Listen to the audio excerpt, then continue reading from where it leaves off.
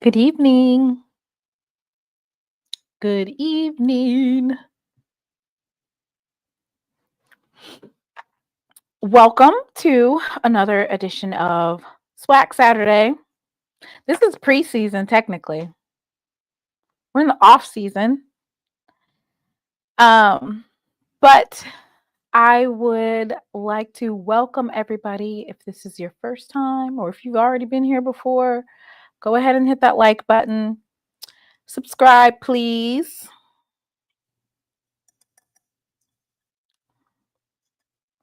This is just lemonade. Do you guys think I should add something extra to it? Something to spice it up a little bit? Let me see. What happened to that drink? I had like a little tiny thing. I don't know where it's at.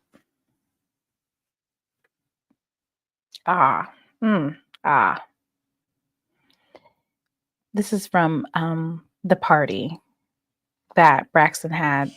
Well, his family had a couple of weeks ago. Evan Williams peach. Evan Williams peach. Maybe I'll add that to my lemonade. Just to for a little razzle dazzle, you know? Speaking of it says Kentucky straight bourbon whiskey. Ooh. Speaking of whiskey, I don't know how that's going to taste in lemonade. So let me not mix it. That sounds nasty. Lemonade is good by itself. All right. Speaking of whiskey, I would like to basically announce, I'm sure that some of you have seen, but if you haven't, KC 1400 Media is selling some limited edition whiskey. And the name of that whiskey is Greenwood Whiskey. And I'm going to go ahead and share that. So not this whiskey. This isn't the whiskey. Good idea not to mix that. See, I don't even drink whiskey. It was given to me. Like, here, take this home because nobody's going to drink it. I guess that's the reason why. All right. Greenwood Whiskey pays homage to one of the most prestigious HBCUs in the United States. None other than the Jackson State. When I think of whiskey, I think of like an old fashioned or, you know, like just, I don't know. I'm not really familiar with the whiskey. I usually drink like Patron or tequila. But Greenwood Whiskey pays homage to one of the most prestigious HBCUs in the United States, Jackson State University, with the KC 1400 Collective limited edition handcrafted rye collection. All JSU Tigers should make this a new staple for seasonal tailgates and campus kickbacks. This limited edition collection helps support the NIL efforts of KC 1400 Collective and JSU student athletes. Greenwood Whiskey is an award-winning premium brand that embodies community success, entrepreneurship, and excellence. Our brand is a celebration of the historic Greenwood District, aka Black Wall Street, and the visionary entrepreneurs that came before us. It's 84 proof, 42%. Ooh, boy, that's some strong stuff right there. You take like a small sip of that and be right. 750 milliliters. So, speaking of whiskey, y'all make sure y'all go ahead and get the pre-order done. Crown and Lemonade is great. Brown will sit you down. Light will get you right. So basically what you're saying is this whiskey is not, it's not a good tasting liquor. That will turbocharge your engine. Well, listen, I don't think I need to be turbocharged for this live. So I'm going to put this back in the drawer for right now. I don't need to be turbocharged. Tonight, I'm excited to talk about, well, I'm not going to say I'm excited because I have reservations about this NCAA settlement and its effect on HBCU athletics. So we're going to talk about that. Jackson State, as you all know, we have a lot of things coming up. Summer camp is in full effect for several of our SWAC schools. So we'll be talking about that. The MEAC too. Jackson State alums have came together to basically let their voices be heard in our presidential search. So I will have an update for that as well. I don't think that whiskey link is up. Are you sure? Let me see.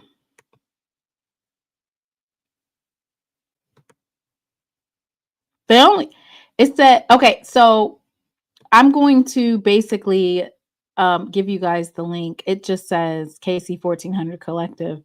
It just says the first 200 bottles go on sale next week. So this is a great Father's Day gift. I don't know if you'd be able to get it unless you're like in Atlanta when they have their party or the grand opening, or basically they're having not a grand opening, but basically they're going to have an event at the Beverly next week tied in with the Greenwood Whiskey.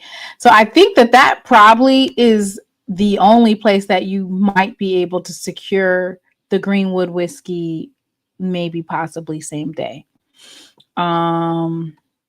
Yeah. So y'all just be on the lookout for the link. Go to the Greenwood website. Is it at the Greenwood? Hey, Miss Natasha. So that's Ken's website. And then as far as like the actual Greenwood whiskey,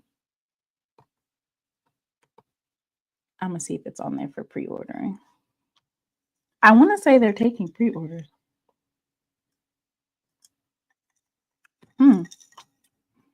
Well, lemonade is exceptionally good. Are you sure bourbon and lemonade don't mix?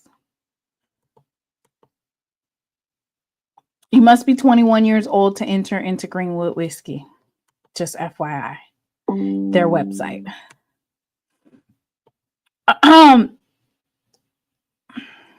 Oh, I also need to shout out our new group that we have on Facebook. I would like for everybody to join. It is Compliments of Avis. It's the real, I guess, uncensored SWAC MEAC beef. I'm not too sure about the logistics, but I'm going to share this with you all so that you can join.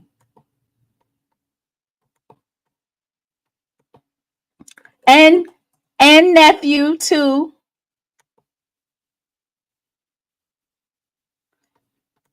Let me see. Yeah, it's not on here yet. But anyway, I don't see it. Anyway, yeah. So stay tuned for that. Hey, Dr. Kanisha. What up, everyone? I'm back at home in Myrtle Beach, South Carolina. I'm at the Carolina Country Festival. It's lit out here. Oh, wow. Dang, I wish I would have known about that. All right. Let's open up tonight with, of course, some non-SWAC related news. If you guys have any non-SWAC related news, then please drop that information in the chat. Okay. If you have any non-SWAC related news. So I wanted to share, of course, this is non-SWAC related, but I just love the representation. And so Coco beat Laura, I cannot pronounce this lady name, Sabalenka. I'm terrible with names.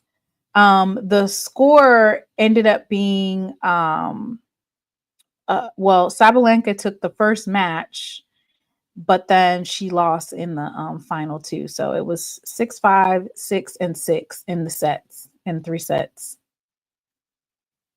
Sabalenka. I don't know how to say her name. But congratulations to Miss Coco. She is the winner of the 2025 French Open. You had it right the first pronunciation. Okay, Sabalenka. Yeah, Coco. I love the fact that she's so, she doesn't let anything get to her. Because in the post-conference, Sabalenka, Sadie, she was kind of disrespectful in her post-conference interviews. But Coco says, this means so much to me. Truly French Open champion. I worked so hard for this moment. For it to have happened is insane. Thank you, God, and thank you, everyone. This means the world. I'm still in shock. Honestly, I can't find the words, but all I can say for now is just thank you and never give up on your dreams. I want to say Coco is 21 years old right now. Excuse me. And the last time that an American won the French Open, everybody take a guess in the chat. Who was the last American woman to win the French Open?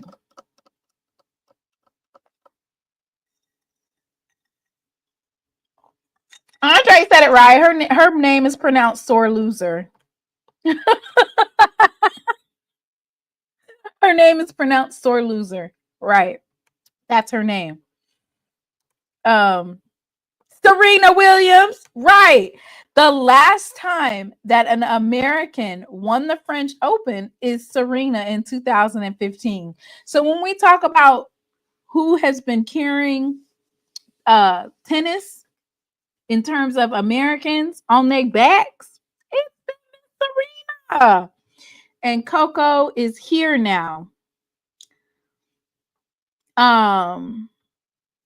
Yes, Coco was very humble while Sabalenka was a sore loser. She was just like, I didn't lose because Coco was such a great athlete. And, instead of just saying, I got my ass whooped and outplayed, she tried to say that if the other young lady who she beat, if she would have been in the final today, that she would have beat Coco. It was just some real shade.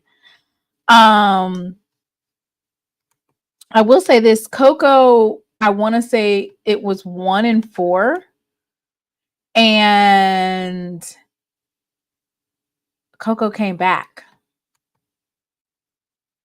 Like, there has to be some real determination for you to be able to grind your way through being down in a set and coming all the way back to win it all. So congratulations. Congratulations.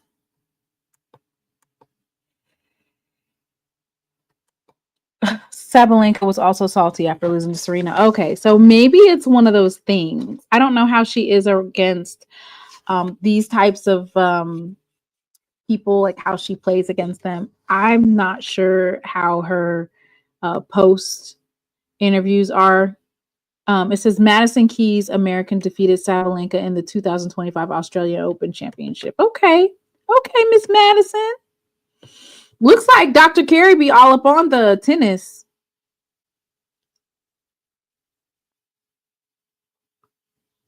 And then we have another announcement. I don't know the circumstances behind it, but I did want to make sure that we update that.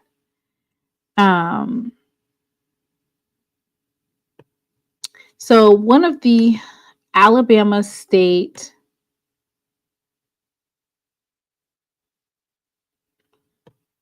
assistant director, and I want to say he's in the band. He passed away. I'm going to pull it up for you guys so that you guys can see it.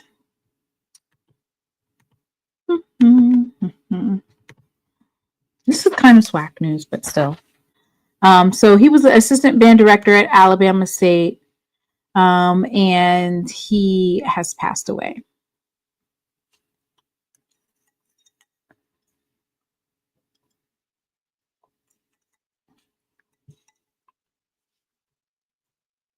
So I'm not really familiar with any of the circumstances. Just pray for his wife, his kids, his family, and the Alabama State community.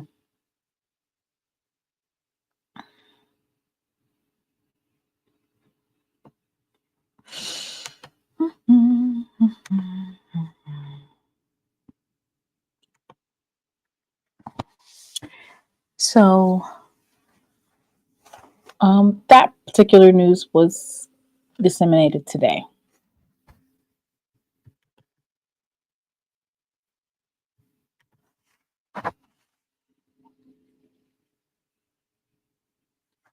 This is Charles Goodwin III. He passed away. He was an assistant band director for the ASU, which is Alabama State, Mighty Marching Hornets.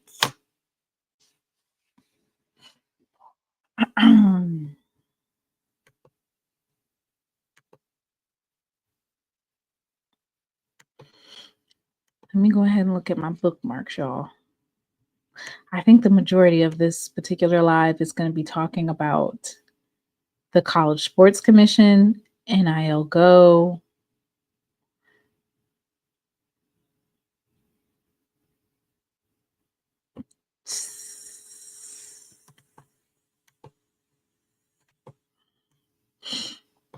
Oh, we can talk about uniforms.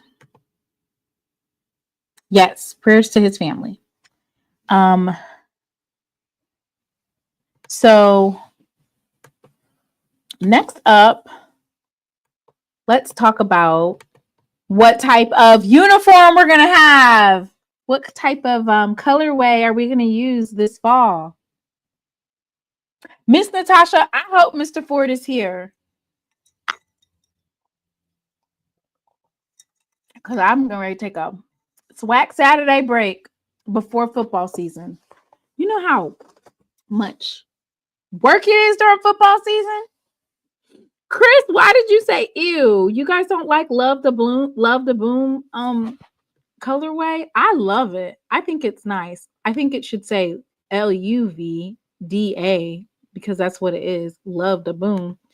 But you don't like it? You don't like the Sonic Boom of the South? The basketball team did it.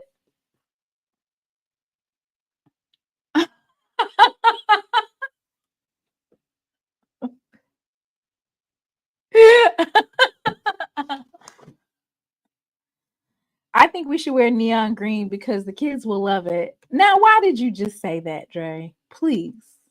Why would you say that? I mean, hey, if uniforms are what draws the kids' interest, some kids are so simple. All it takes is, that's all it takes.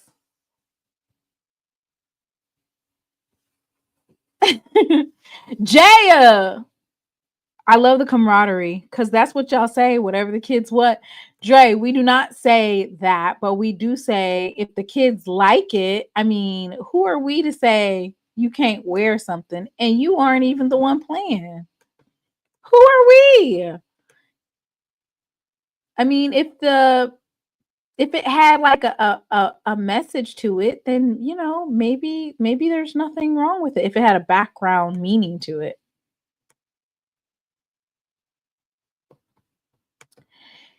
Here's the main theme that I want to see.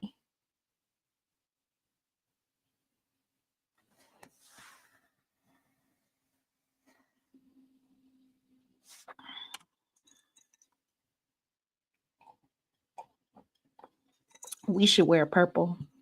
Dre, please. We should wear purple because the kids want it. Yeah, you see that, Dr. Kanisha? The stylist has spoken.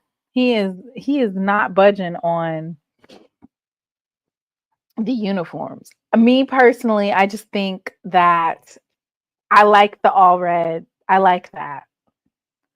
I like the idea of Love the Boom uniform. The basketball players had it.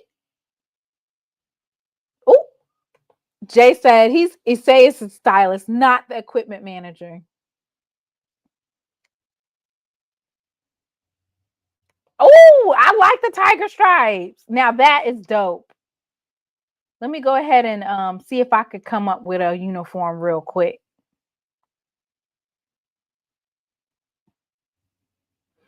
Oh my gosh. Listen, if it's one thing that Dre is gonna do, he is gonna let you know about those uniforms.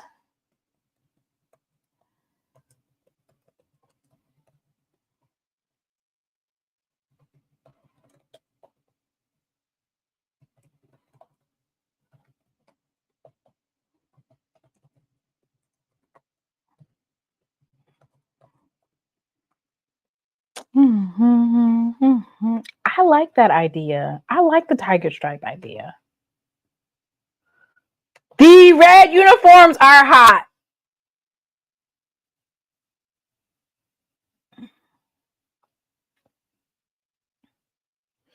Bring back the red. I see.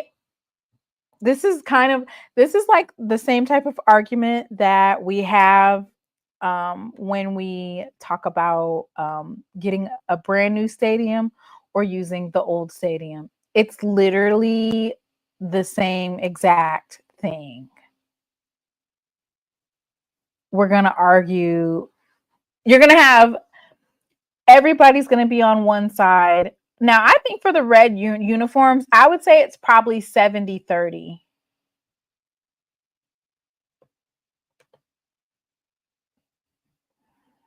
That's what I would say.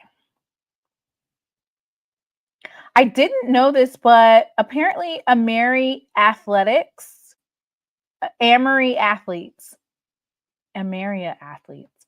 child, don't get me the line. They are printing up Jackson State.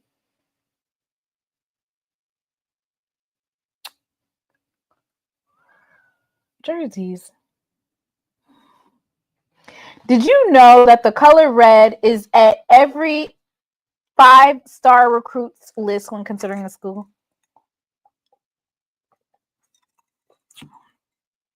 Did y'all know that? Did y'all know that? I like the red. It's a part of our athletics. I don't think there's anything wrong with going all red. I don't think there's anything wrong with going all red. I like the all reds. Miss Natasha, Mr. Ford's here.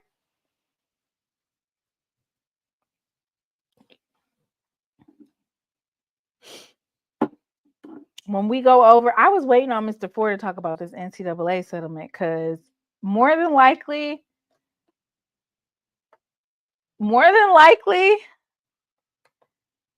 that super conference is looking like it's more and more possible. Hey, Mr. Ford. Hey, Mr. Mona, how you feeling? I'm good. How are you? All right. I was finished watching. I was watching the Yankees and the Red Sox. I want to say the Chicago Sky is playing Indiana Fever tonight. I think so. Yeah, you're right. I didn't get a chance to check them out.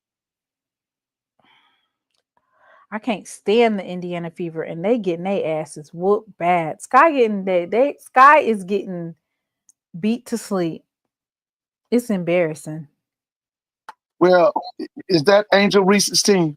Yes, they have really did a backslide after firing that coach. Well, the other thing, they don't have any guards. I've said that over and over. They don't have any guards.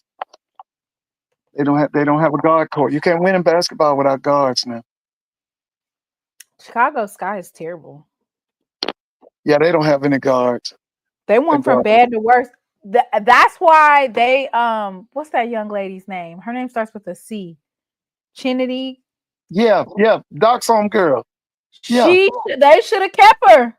Yeah, I didn't understand that either. They said she got an attitude. Well, that girl they wasn't losing by that damn. Keep the attitude. We like the attitude if you go have the game closer. Oh, she was a player.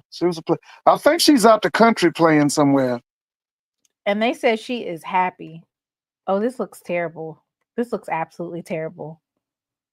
Mr. Ford, I told them to make a jersey a jersey with tiger stripes, and it looks absolutely terrible. Maybe it wouldn't look bad if they had white bottoms. Oh, okay. But this looks terrible. Right. I'm so glad you're here, Mr. Ford, because we have a lot to talk about. And by the way, I want to tell you all of the stories that you broke last week. The national news picked them up during the week. The Hampton story, they picked that up, I think, Monday or Tuesday. I saw it on national news. The Texas Southern story was picked up during the week. And it was something else you told us about, I think was picked up. I can't think right now what it was. But yeah, those stories were picked up during the week. Let me break the news, Mr. Ford. Mm-hmm. Now, you gotta be careful in these HBCU spaces. Right.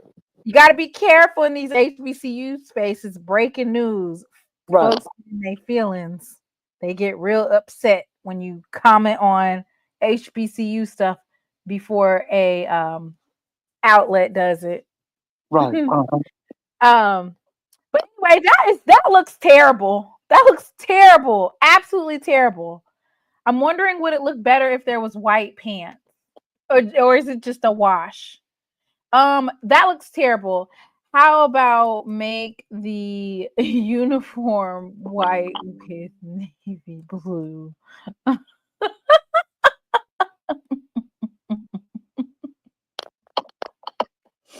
You have to be really particular.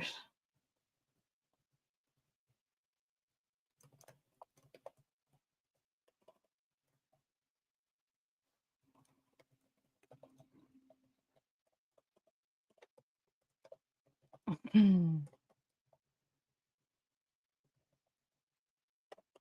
have to be really particular because that looks terrible. What is that? What is that?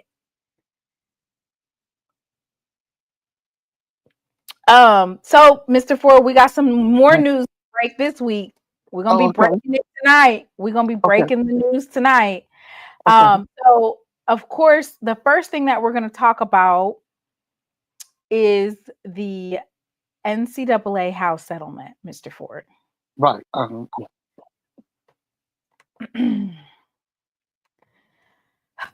Mr. Ford, how are we gonna fix it? Ooh, now that is nice. I love that. Okay. Backtrack a little bit, Mr. Ford. We're gonna go back to the uniform. Okay. But I think you're right, Mr. Ford. I think we are going to have a super conference. You know what? I don't think we can get around it. I don't either. So, thank you so much for these uniforms. Now, I like this right here. I like it. Y'all see the tiger stripes right there on the pants? Now that is dope. Okay. I like it. Much better. Much better. I like that one. That looks really, really nice. Like, how much is it for the uniforms type of nice? Like, oh yeah, that is real nice. I'm loving it. Ba-da-ba-ba-ba. I'm loving it. Oh, yeah. We got the Nike, Adidas, Tiger, but you guys get the message.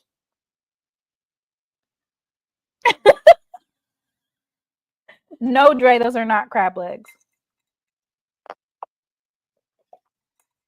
That's just enough red.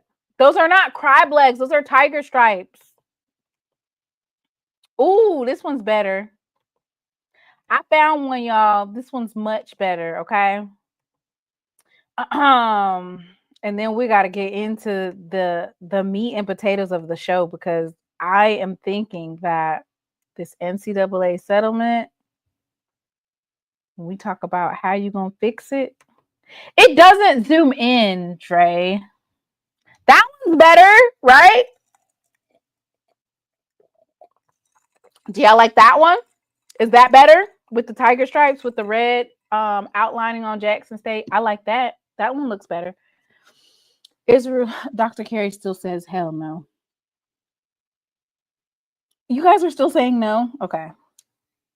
I think it's not too bad, you know.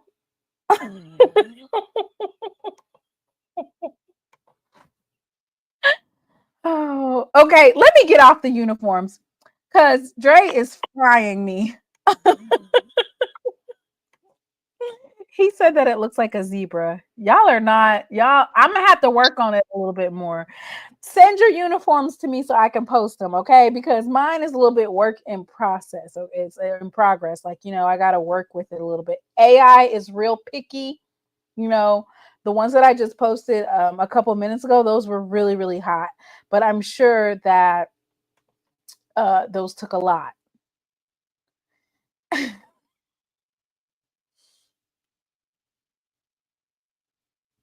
Hey,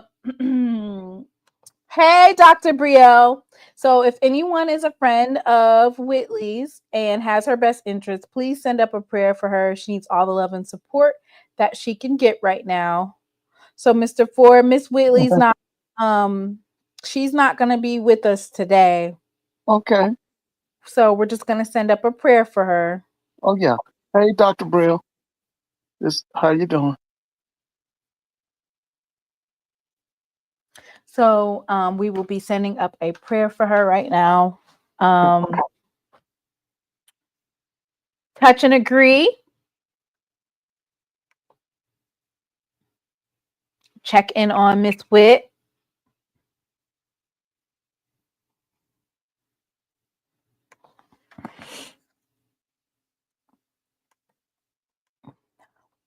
I'm gonna text her. Okay. So here it is, Mr. Ford, the meat and potatoes. Okay. The federal judge approved $2.8 billion settlement, paving the way for U.S. colleges to pay athletes millions. Now, Mr. Ford, to me, it seemed like they did this so that they could control the NIL money, get some type of handle on it. So here are the dates, and there are some schools that are actually opting in and will be applying to, they're opting in and they're increasing those roster limits and everything. They're adopting that to take place this particular season. Right. So the settlement was approved yesterday. And so settlement related NCAA rules are effective as adopted by the NCAA Division I board.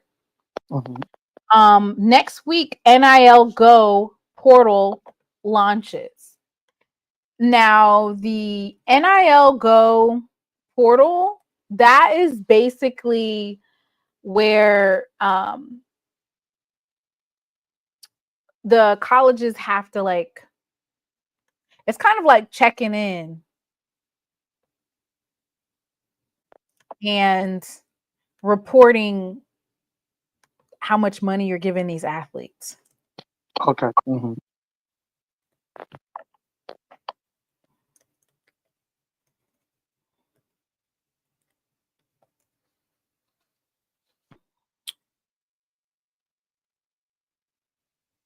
So it's going to be paying past damages, so players that were not paid for NIL. And then it sets up future compensation structures for athletes. Mm-hmm. A redistribution of revenue that's expected $20 million per school annually to share with athletes.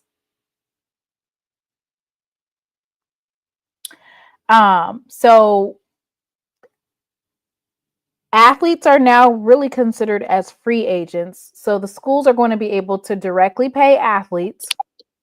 The transfer portal becomes a true free agency market. NIL collectives or school-sponsored deals might line up offers once the player enters the portal. Athletes and families may use it as leverage even before transferring. And it basically is going to have detrimental impact on HBCUs. The opt-in deadline is June 15th.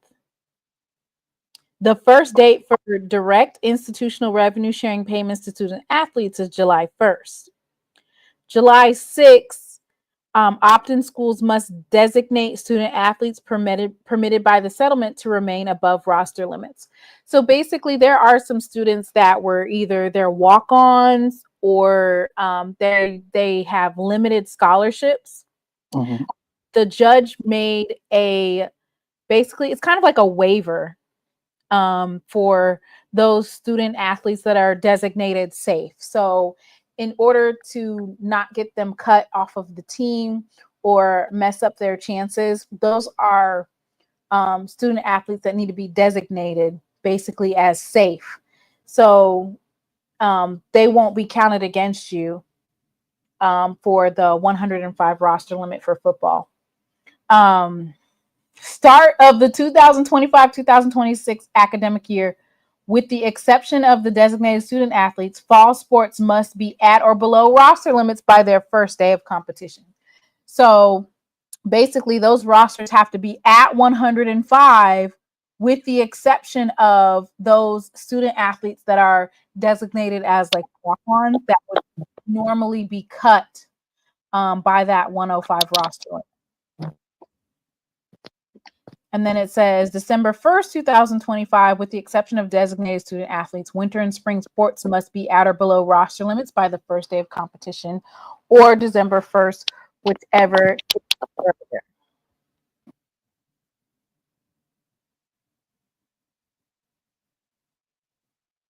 I'm surprised, but I'm guessing maybe we just don't have it, Mr. Ford, which is we don't have a lawyer that advocates for HBCUs. There's no way that I would have accepted this settlement that causes HBCUs to have to pay $250,000 a year. Okay, so how many schools are going to do that?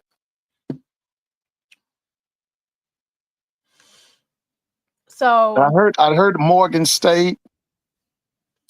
Our SWAC commissioner spoke about he had a plan in place.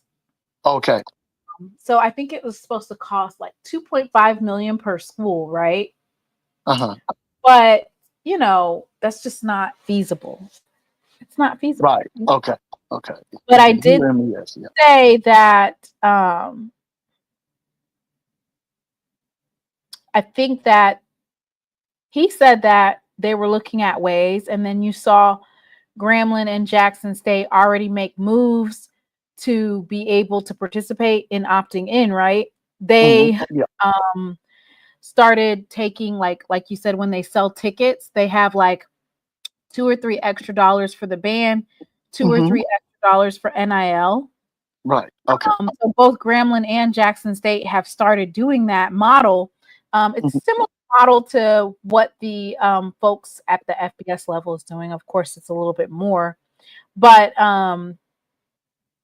for right now, I don't see how it's sustainable for SWAC schools. Oh, okay. Especially FAMU. Did you see what they're planning on doing at FAMU? No, I did. Well, They're threatening to take scholarship money, band scholarship and athlete scholarship money from the FAMU Foundation to pay for Marva salary. Yeah, she didn't get the $750. What did she get? I want to say she got $650. $650. Okay. But we don't have anybody advocating for HBCUs. The reason I say that is there's no way that I wouldn't have filed a lawsuit against these folks. Because for HBCUs, we're already underfunded, right? Right.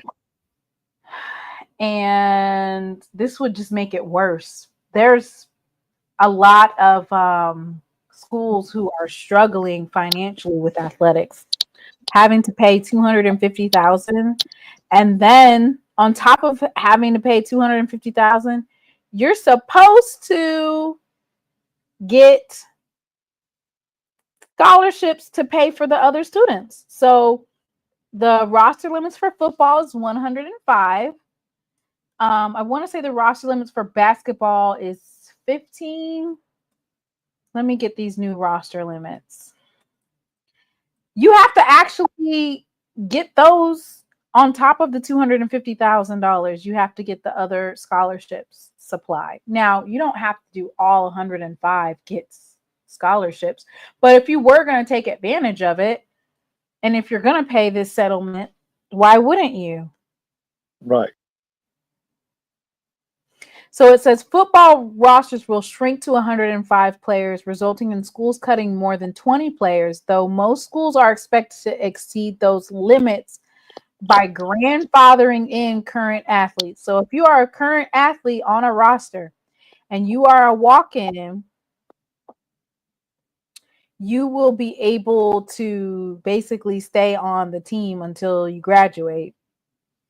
So for some folks, that might look like 3 or 4 or 5. There might be 5 or 6 years where these roster limits will exceed the 105, but that's only the designated athletes. They're kind of grandfathered in. So their roster number won't count against the 105. Okay. So I still think that we are so far away from the legalities of it, just because after implementation, you're going to have some folks that are filing lawsuits for HBCUs, having to pay that $250,000, having to come up with the other scholarship money. They're going to probably cut some of the non-revenue generating sports. They're going to be cutting those.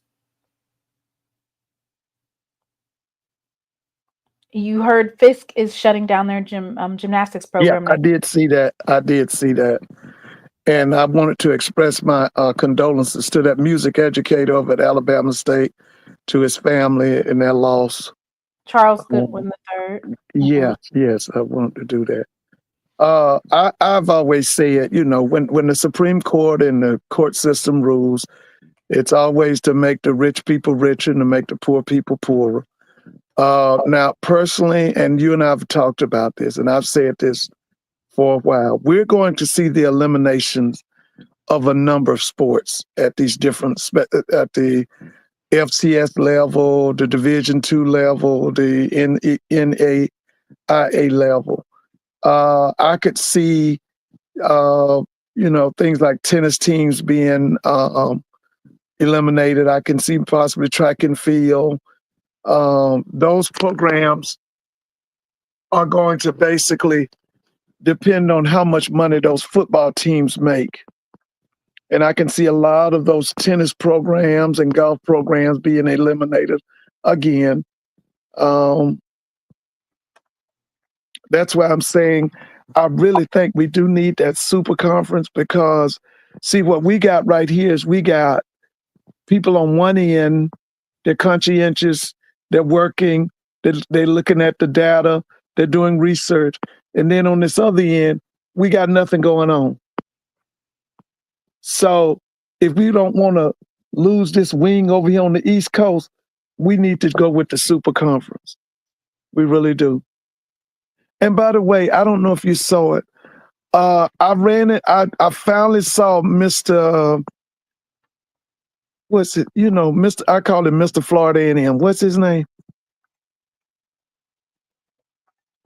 Dr. Brian, Coach Brian? No. This is the guy that used to come on your show. He has a business. A business doing what, Mr. Ford? I think he was selling hair or something. Mr. Campbell, thank you, brother Carrie. Listen, they interviewed Jay Walker this week, and I really enjoyed it. Jay Walker was on there. Now, Jay Walker's coach, his head coach, Steve Wilson, I used to recruit for Steve. And it was good. I didn't know where Steve was. I saw him on the show, and they brought in Miss Tiffany Green. But it was a really good show. It was a good show, and I enjoyed them. That was last week, yeah, because Jay is going to be inducted into the Black College Hall of Fame. Tonight, right? Huh? Is it tonight? I think so. Is it here in Atlanta? Where is it? Is it? I think it's here, right? I don't know, Mr. Ford. Let me see. Black College Hall of Fame. Last time, Black College, I did see Steve Weiss say something about it. Yeah, today. Steve White. Yeah, him. Yeah, he went to Howard. White is a Howard graduate. Yeah, so the National Black College Alumni Hall of Fame, right? The Hall of Fame inductees. Yeah, I think that's tonight. Yeah, I think it was tonight too. Who were the other inductees? Did you see it? Let me see who the inductees are for the class of, what is that? The 2025 class? Okay.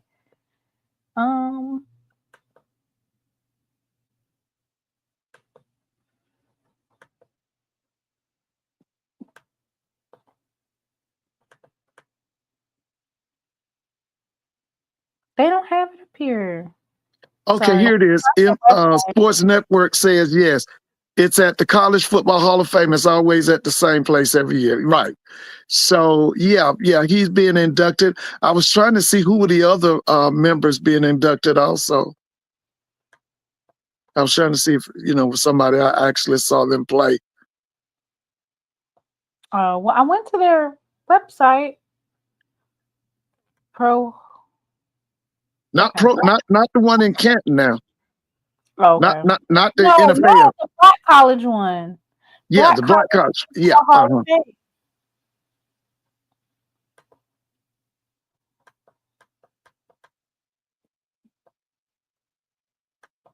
It's founded by Doug Williams, right? Yeah, that's it. Doug and Chuck Harris. Yeah, that's it.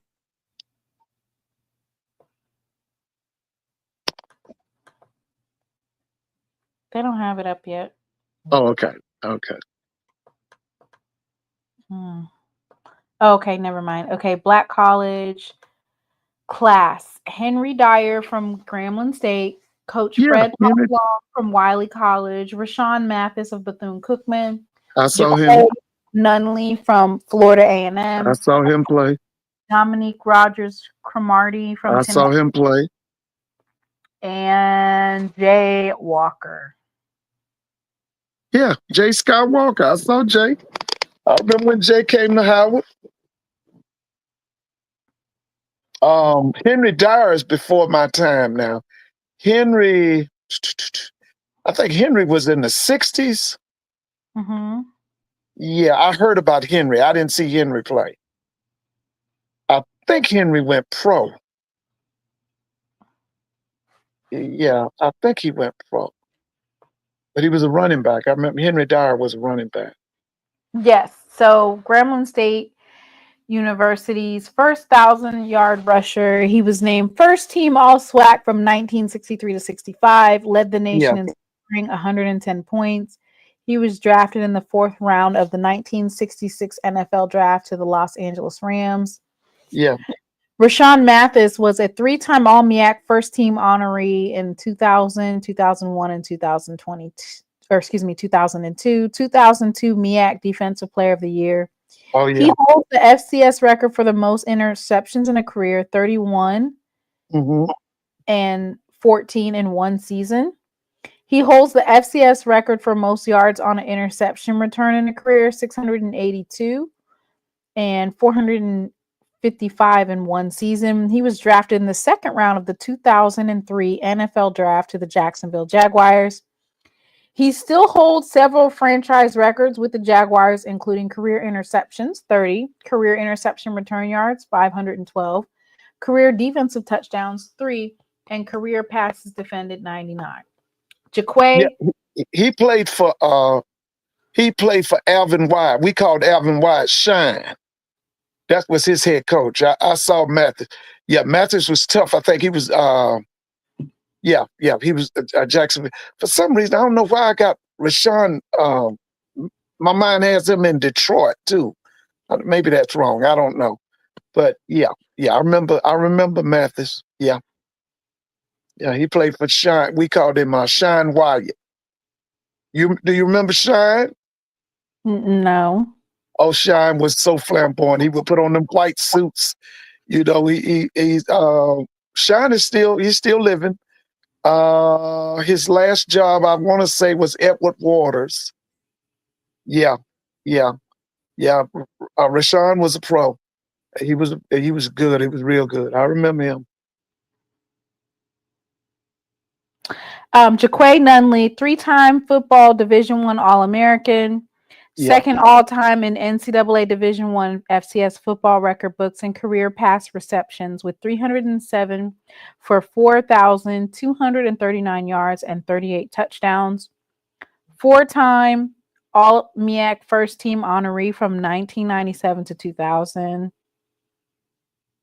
Named Black College Football Player of the Year in both 1998 and 2000.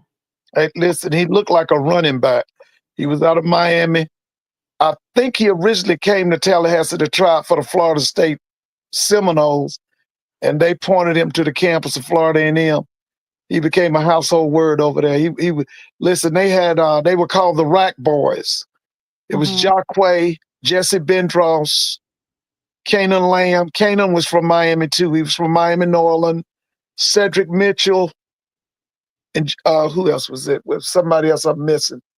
They had quarterbacks like one guy they called him what was that guy's name? He came down from Temple.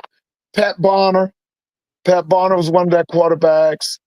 They had the guy that's now with he was with Penn State. He was one of the top recruiters in the country.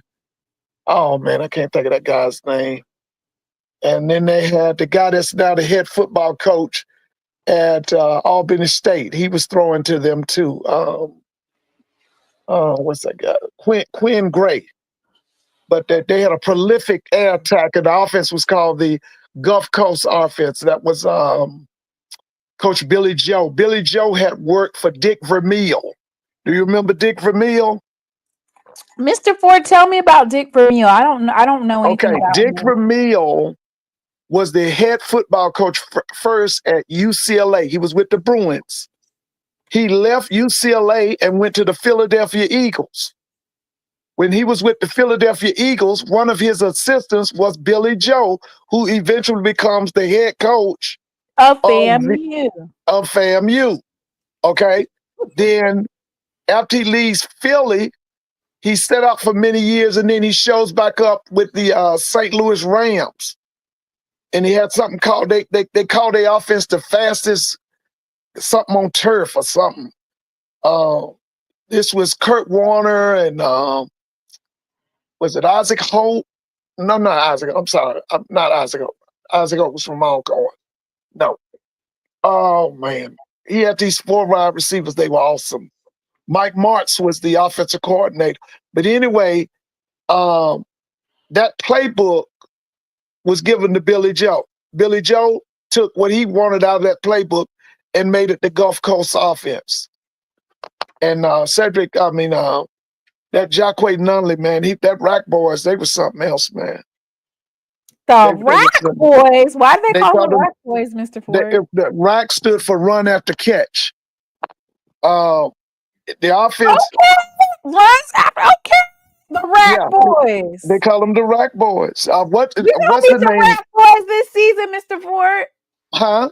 We're gonna be some Rack Boys this season, Jackson. Yeah, they called them the Rack Boys. What's the name? He was a child looking at him, and he tried to emulate him while he was at FAMU. That was Willie Simmons. Willie was a kid coming to see them Rack Boys play. Rack Boys. Yeah, they called them the Rack Boys. They were racks on racks on racks, racks on racks on racks. Yeah, they were tough down there. Like I said, it was Cedric. It was that Jacquay Nunley, Cedric Mitchell, Kanan Lamb, Jesse Bendross. Jesse Bendross was a sprinter. The greatest show on turf. That's what they call it, the greatest show on turf. They won the Super Bowl over Steve McNair and the Tennessee Titans. That game, I think, was played here in Atlanta. Yeah. Oh, yeah. Okay, let me read the next person.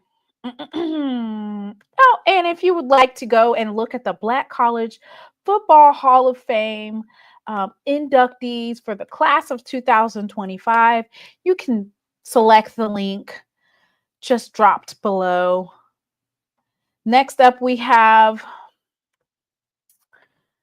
Jacquay. Is it Jacquay Nunley? Oh, yeah, that was the guy from FAMU. Yeah, him. Yeah. He was a wide receiver. A 3-time football Division I All-American, second all-time in NCAA Division I FCS football record books in career pass receptions with 317 pass receptions for 4,239 yards and 38 touchdowns. 4-time All-MEAC first-team honoree from 1997 to 2000. Named Black College Football Player of the Year in both 98 and in 2000. Dominique Rogers Cromartie is Tennessee State. I saw him too. 3-time first-team All-OVC, FCS All-American in 2007. In his 39 starts for Tennessee State, opposing quarterbacks completed just 55 of 161 passes, 34.16% thrown near Rogers Cromartie, drafted in the first round of the 2008 NFL Draft to the Arizona Cardinals. He played here in Atlanta. He came down there and played in the Atlanta Classic. He played for LC Cole. He was, even though he was at Tennessee State, everybody knew he was going to go high. He was that good. He was that good. If you're good, they'll find you. Yes, he stood out. I remember, he was a big DB too. He wasn't a small DB. He had size on him. Yeah. Woo. Oh, okay. Yeah, he played for LC Cole. LC Cole had a number of outstanding players when he was at Tennessee State. He would go and get division FBS transfer. He was doing the transfer portal before the transfer portal. He would go get the best kids out of the junior colleges. Then he'd go get all type of transfer kids from the FBS schools. He was 6'5". Yeah, he was a big. I remember him. When you looked at him, you knew he was going. He had NFL written all over him. And they would come in and play FAMU. That was back when we was going to that Atlanta Classic every year. I mean, that was at the old Georgia Dome. They would pack 50, 60,000 every year.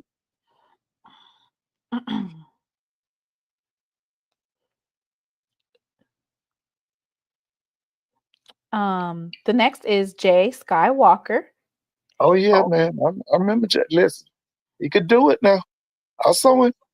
He came from Long Beach State. His story was he was coached by George Allen. George Allen is one of the greatest defensive minds in the history of the NFL.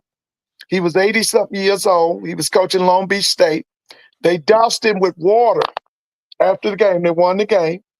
When they doused him with the water, he contracted pneumonia and died. Wait a minute. Hold up. Wait, Mr. Ford. What? What happened? You know how they celebrate by, throwing water on you? Who threw water on who? His players. His players threw water on him. But you got to remember now, he was in his 80s. His name was George Allen. He's one of the greatest defensive minds in the history of NFL football. Why the hell would they throw water on that man? That's what they used to do. They still do it. We ain't doing it. No more Gatorade baths. Yeah, that's what it was, like a Gatorade bath. But remember now, he was in his 80s. Mr. Ford, I'm gonna have to sip to that. That was horrible. Yeah, and he died. He died from pneumonia. Death by water is diabolical. Yeah, but he is. What year was that, Mr. Ford? That was in the early 90s. That was terrible. I can't believe that happened. Yeah, and How cold was it outside? Jay was on that team. Terrell Davis was on that team. Jay left, went to Howard. Terrell Davis left and went to the University of Georgia. Because after George Allen died, they disbanded the football team.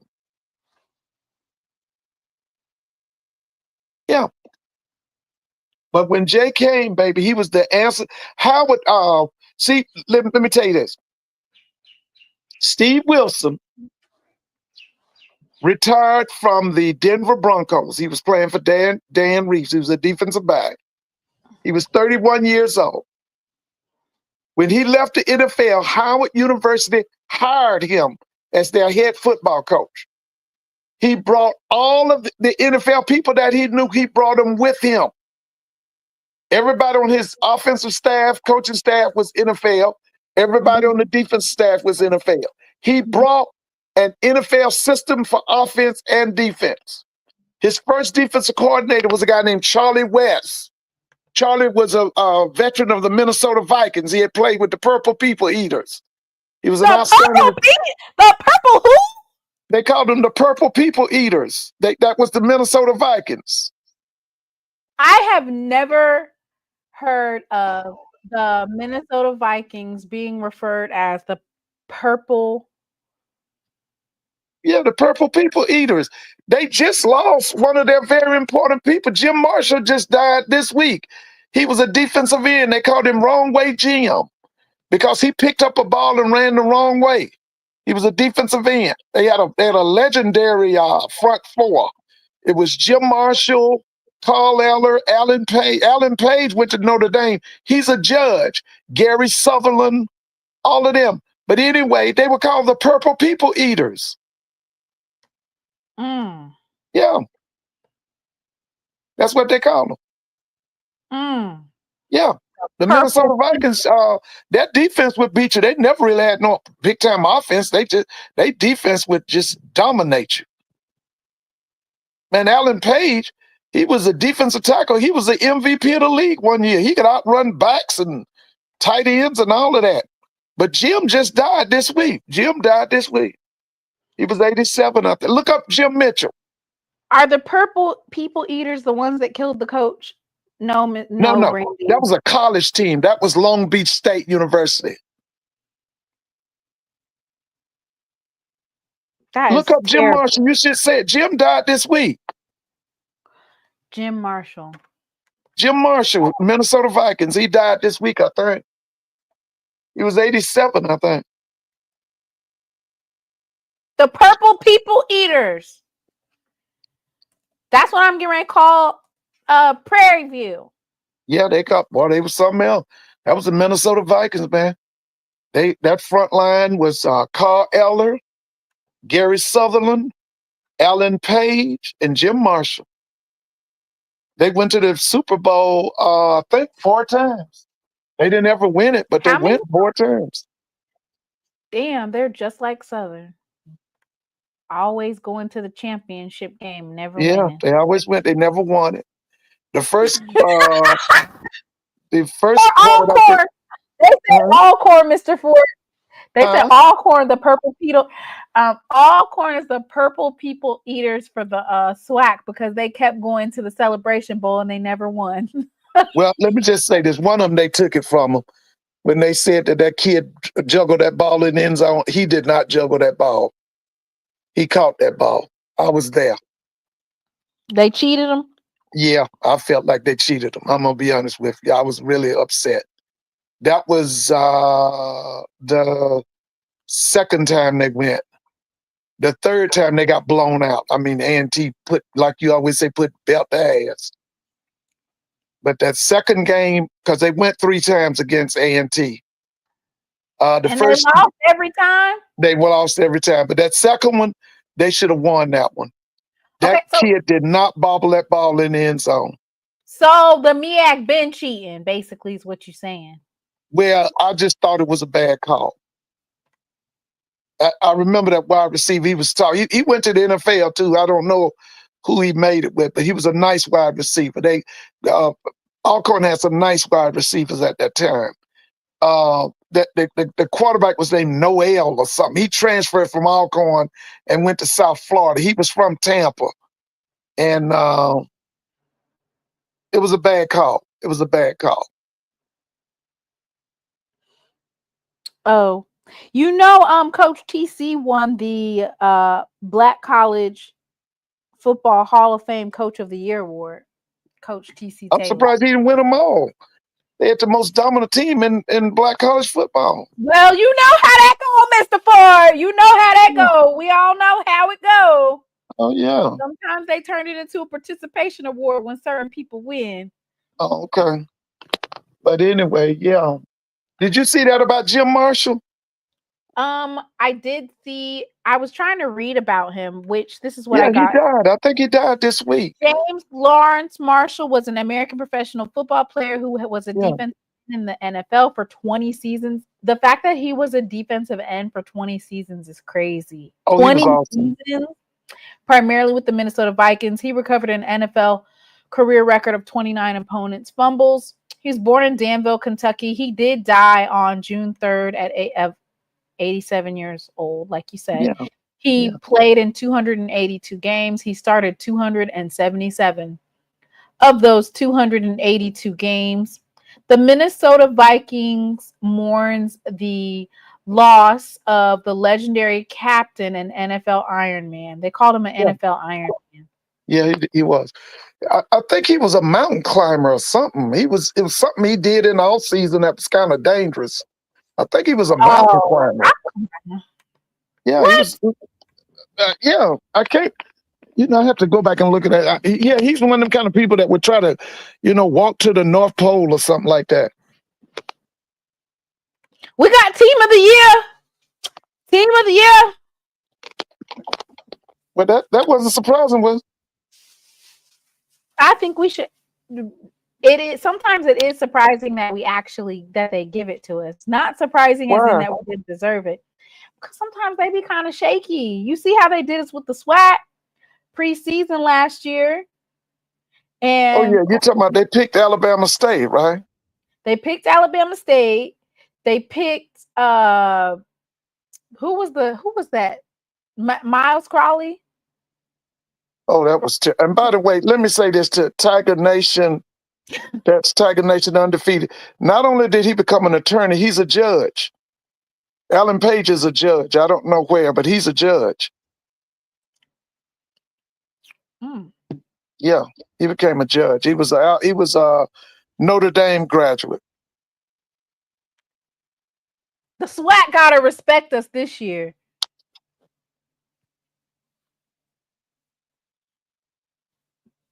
Okay. I want Uh-huh. to see Jacoby Morgan, Offensive Player of the Year. Jeremiah Williams, preseason Defensive Player of the Year. I want to see at least 5 players on first team, 3 or 4 players on second team.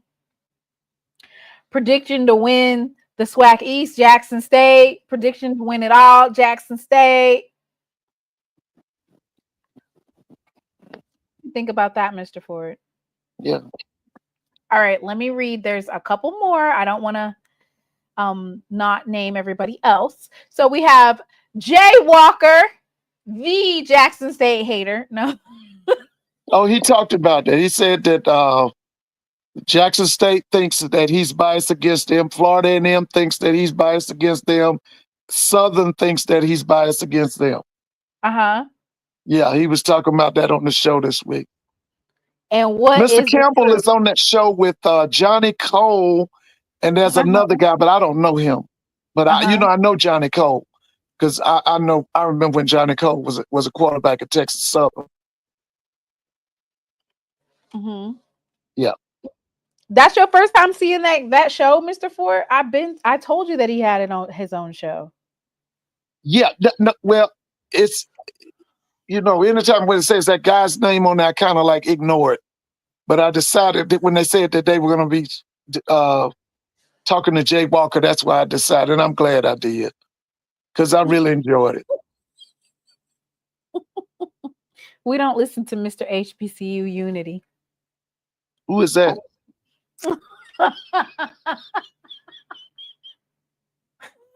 Oh, the bundle master. They're cutting up in the chat, Mr. Ford. Oh, okay. They But said, anyway, I did. Tiffany was on. Hide your kids. Listen, Tiffany was on. Miss Tiffany Green came on. I enjoyed her. And like I said, I hadn't seen my man. What was his name? See, when I was in high school, he was in college. His name was Steve Wilson. When I was in high school, Steve was a star at Howard University. He was drafted by the Dallas Cowboys as a wide receiver. Uh-huh. And he played wide receiver for a little while for the Dallas Cowboys. But then Dan Reeves, who was on the staff with the Dallas Cowboys, left and took the head coaching job with the Denver Broncos. And when he took Steve with him, he converted Steve from a wide receiver to a defensive back because Steve was a wingback at Howard and he was tough. He played for Coach Doug Porter. His dad was a star for North Carolina Central, I think. Touchdown Tommy Wilson. That was his dad's name. I think he went NFL too. So Mr. Sky Walker is a 2-time first team all MEAC selection. He was selected as the MEAC Offensive Player of the Year in '93. He led the Bisons to an undefeated season. Yes, I remember that. Winning MEAC and let me tell you what we were mad about that year. National championship. We were so bad because I had talked to Steve and I said, Steve, everybody wants Howard to come to Atlanta and face Southern University for the National Black Championship. And he told me, no, we're not coming to Atlanta. We're going to the playoffs. And we were so upset about it because everybody wanted them to come to Atlanta and face Southern University. They wanted them to face Southern University. And he told me, no, we're not doing that. We're going to the playoffs. And of course, you know what they did? They put them against the number 1 team in 1AA at that time. That was Randy Moss's team. They were the Marshall Thundering Herd. Drink. Okay. So he passed for 3,324 yards in 1993, which ranks as the second highest single season total in MEAC history. Drafted in the 7th round of the 1994 NFL draft by the New England Patriots. Yeah, I remember that. Oh, yeah. He went from New England to the Minnesota Vikings. And I can't remember who did he go to after the Vikings. Because the guy who got him started in broadcasting was Charlie Neal. Charlie Neal brought him on to replace Doug Williams because initially BT football, after Lim Barney left, Lim Barney was replaced by Doug Williams. Doug Williams left, and then they brought up Jay Walker and a guy from the Dallas Cowboys. He was a Florida A&M guy. They called his last name was Newton. He was a big offensive lineman for the Dallas Cowboys during the glory years. Oh, what was his name? Newton. He had a brother named Cecil Newton. His name was Nate Newton. It used to be Charlie Neal, Nate Newton, and Jay Walker. They got their ass kicked. I saw that Marshall Howard game. Oh yeah, it was, man. We were so mad with them. Everybody was just so upset because they wanted them to come here and play Southern in the Heritage Bowl. And I tell you, I called him. I said, Steve, everybody wants y'all to come to Atlanta and play Southern. He said, no, we ain't coming down there to play no Southern. We going to the playoffs. Yeah, take your ass on over there. So that means that this thing that they have with going to the FCS playoffs, that's a generational thing. Yeah, it's always been a mess. See, what threw everybody off was the first one they had, which was 1978. Florida A&M won it. And I keep telling these people they don't understand backroom politics. The NCAA called a meeting with all of them schools and told them, said, listen, we didn't form one AA for a nigger school to win it. And so we need 100 of y'all to reclassify so that'll never happen again. And that's what they did. They made 100 schools reclassified. And then what they would do from then on, whoever was the black representatives, they had to play the number 1 seed or the number 2 seed. They wanted to get them out as soon as possible because they was tore up. The white power structure in the NCAA, when FAMU won that, they was like, I can't believe this.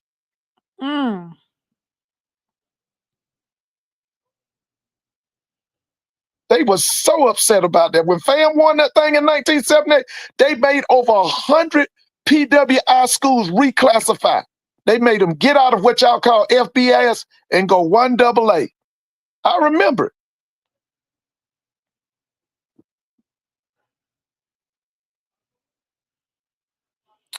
Well, the next one is Fred Poplong. Oh, yeah. He led Wiley College to SWAC titles. This is one of the original SWAC institutions. He led Wiley College to SWAC titles in 1923, 27, 28, 29, 30, 32, 44, 45, 56, and 57. Wiley College won the Black College Football National Championship in 28, 32, and 45. In his 35 seasons, he led Wiley to 189 victories, coached 27 All-Americans. He won 224 games in 43 years with additional stops at Paul Quinn College, Prairie View A&M University, and Texas College. Yeah, yeah. I learned about him when I was at Grambling, when I was a student at Grambling. Oh, yeah. You know, they made that movie about Wiley College. It was called The Great Debaters. Remember? Yeah, with Denzel Washington and Keke Palmer. Yeah, Denzel gave them I don't know if it was $1 million, but he gave them a hefty donation, and so did Oprah. Because Oprah controlled that film. That was her movie. Because they said when Oprah decided to do the movie, she called 2 people. She called Denzel and she called Forrest Whitaker. And she told them, look, it's going to be y'all, baby. Y'all got to put it together. And they did. And they said the first thing that what Denzel did was he took, once he picked the child, the children actors for it, he took them to Prairie View. Not to Prairie View, I'm sorry. He took them to Texas Southern because at that time, Texas Southern had a legendary debate coach. This guy had taught Martin Luther King how to debate as a child, in the 40s, but he had been at Texas Southern. That man lived almost to be 100. And he took them to Texas Southern and they learned how to debate. See, they weren't just acting. They actually learned how to debate, and they learned it at Texas Southern.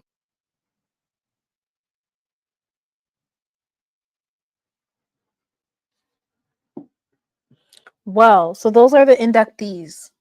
the Oh, yeah. 5 inductees for Yeah, I remember a those nice people. event. So Uh-huh. congratulations to them. Yes. Uh-huh.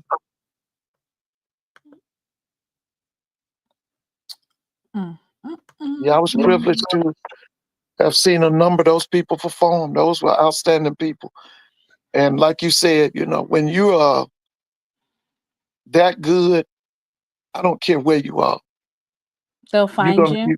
They'll find you. Because I'm gonna be honest with you. The first time I saw Jerry Rice, well, actually, we had a guy here in Atlanta who told the whole, you know, he used to write for the Atlanta Journal-Constitution. His name was Reese. Was it with Ernie Reese? He was a graduate of Alcorn.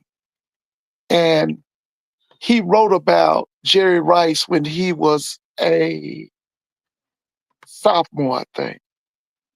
And I never forget, everybody was saying, did y'all see that guy in there with the red? He had on his uniform was red and green. And everybody was like, did y'all see that guy? And we were like, yeah, do y'all know that? And so we didn't really, you know, it wasn't like it is today. But anyway, the next year he came to Atlanta, Labor Day weekend, that was in 83 or 82. He came here to play against Morris Brown. And listen, the first time I saw him play, we knew that guy was a pro. Now, we didn't know he was going to be one of the greatest players ever in the history of the NFL, but we knew he was a pro. We knew that.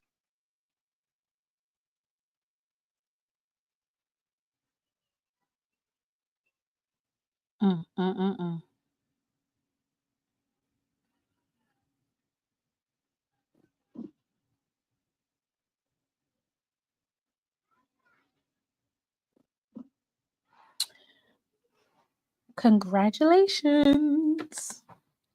Next. Mr. Moore, you are late. We already did that. You got to be here on time. Yeah, Mr. Moore is a Jaguar, right? Please don't get blocked. Huh? Yes, Mr. Moore is a Jaguar. He's a Jag. Y'all ready, Mr. Moore? What Terrence them talking about down there? Mr. Ford, ask him do they got their coach yet? Go ahead and ask him. What you talking about, offense coordinator? No. That's the one position that's keeping people from taking them seriously. Oh, Lord. Yeah, that's the one position. So I received another uniform and I love it. It is so nice. I'm getting ready to share it. So we're going to continue with our show, but we're going to take a break and look at this beautiful uniform. I love these uniforms. They're so nice. So fashion forward. Is that you're talking about Jackson? Yeah. Listen, y'all uniform that I like is when y'all look like the old Baltimore Colts. Y'all got that all white trimmed in blue. Y'all look like the Baltimore Colts. That's the one I love. I love that uniform. Y'all look like the old Baltimore. Did have they ever told you about Johnny Unitas and Earl Morrall and all them people yet? They never told you about that? Because one of them guys was a Jackson State graduate. His name was Willie Richardson. He was a wide receiver. The other guy was named Roy Jefferson. Roy was from Arizona State.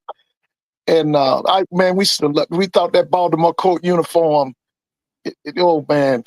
And when Jackson comes out with that all white trimmed in blue, man, they look like the old Baltimore Colts. Willie Richardson? Willie Richardson. He was a Jackson State graduate. He played for Big John Merritt. He played in the league for years. He was at one time the voice of the Jackson State football team. He used to be, what's that guy's name you always talk about? He runs the TV station at Jackson State. What's his name? Rob. Yeah. Willie and him were partners. For years, they were the voice of Jackson State football. Willie died a few years ago. I think he had a heart attack or something. Yeah, that's right. Willie was Rob J's sidekick. That's right. I listened to them for years. I've always been a Steeler, but I agree with Mr. Ford. I used to like that Baltimore Colts white and Oh, I blue. loved it, man. When Jackson come out with that, they remind me of the old days, boy. We used to love that. I just love that white with that trimmed in the blue. Oh, they look like the Baltimore Colts. I ain't even gonna hold you. I'm not even familiar with the Baltimore Colts at Well, all. now y'all call them the Indianapolis Colts. The band moved them out of Baltimore in the middle of the night. His son just died a few weeks ago. What's the guy's name? Was the owner of the Indianapolis Irsay? That's his son. The old man, he was Jim Irsay Sr. I think he was Jim Irsay Jr. Irsay. I'm trying to pull up the Baltimore. Yeah, the Baltimore Colts, baby. They were a staple team. Listen, that was Johnny Unitas, Earl Mar. Like I said, Willie Richardson was at one wide receiver. The other guy was named Roy Jeff. Roy Jefferson was from Arizona State. They had Tom Maddy, Lenny Moore. Who else was on that team? Later on, but a guy named Burt Jones replaced Johnny Unitas. Burt Jones then was from Ruston or somewhere. Listen, he used to ride through Gramblin's campus when I was a student down there. Yeah, Burt Jones. Yeah. Burt was he was LSU great. I remember when, like I said, back then, LSU didn't even have any black players back then. He had a cousin was a wide receiver. His name was Andy Hamilton. They played for Charlie McClendon, I think. Was it Charlie McClendon? I think, yeah, this was late 60s, early 70s. Oh, yeah. No, Burt Jones went to LSU. Terry Bradshaw went to Louisiana Tech now.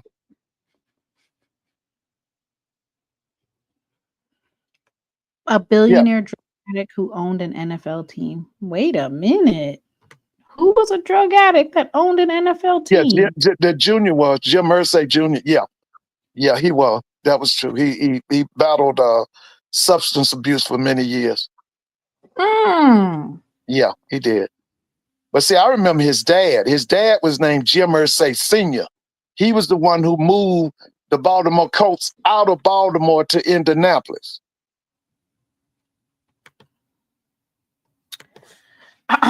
So we're going to go right back to the NCAA settlement because I have more like thoughts on it.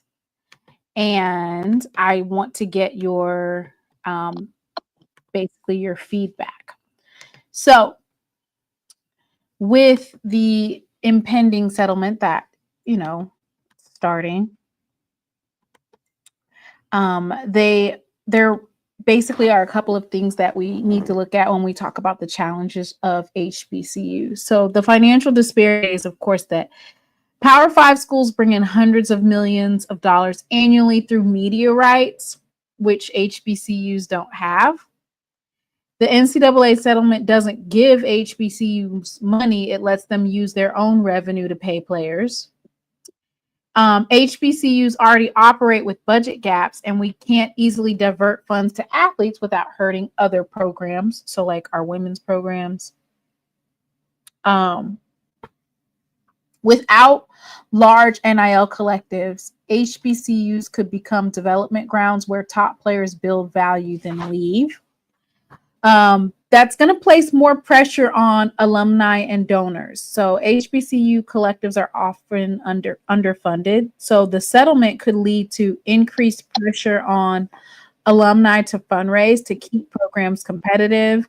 So we're like doing this from a bottom, like kind of like group effort, group economic type of standpoint. But the way that they've restructured this NCAA settlement, we would need some of the same financial backing that some of these other schools are getting. And since we're not getting that, what are we going to do? Then you have the equity compliance component of it. So if you're paying athletes and now you're paying directly from the schools, you also have to align with gender equity. So funds must support women's sports as well. So that adds another layer of financial complexity to the situation, because you're going to still be expected to have those scholarships for women, and you need to be paying. You have to pay women too. If you're paying directly from the school and you're giving out NIL deals directly from the school, you're going to have to also pay women as well. So, Mr. Ford, I think you're right. Well, like you and I've talked about this. I still say that you're going to see the elimination of what they call the Olympic sports. Most schools are going to have the football. They're going to have girls basketball, men's basketball, baseball, track and field, and then everybody else might be on the chopping block. What about softball? I'm saying those sports might be eliminated. Because see, me and you done talked about this before. Okay. The last 2 or 3 years, we've been in hyperinflation. When you say hyperinflation, that means that at a minimum, everything is 25% too high. We're getting ready to go past that now. We're going past hyperinflation.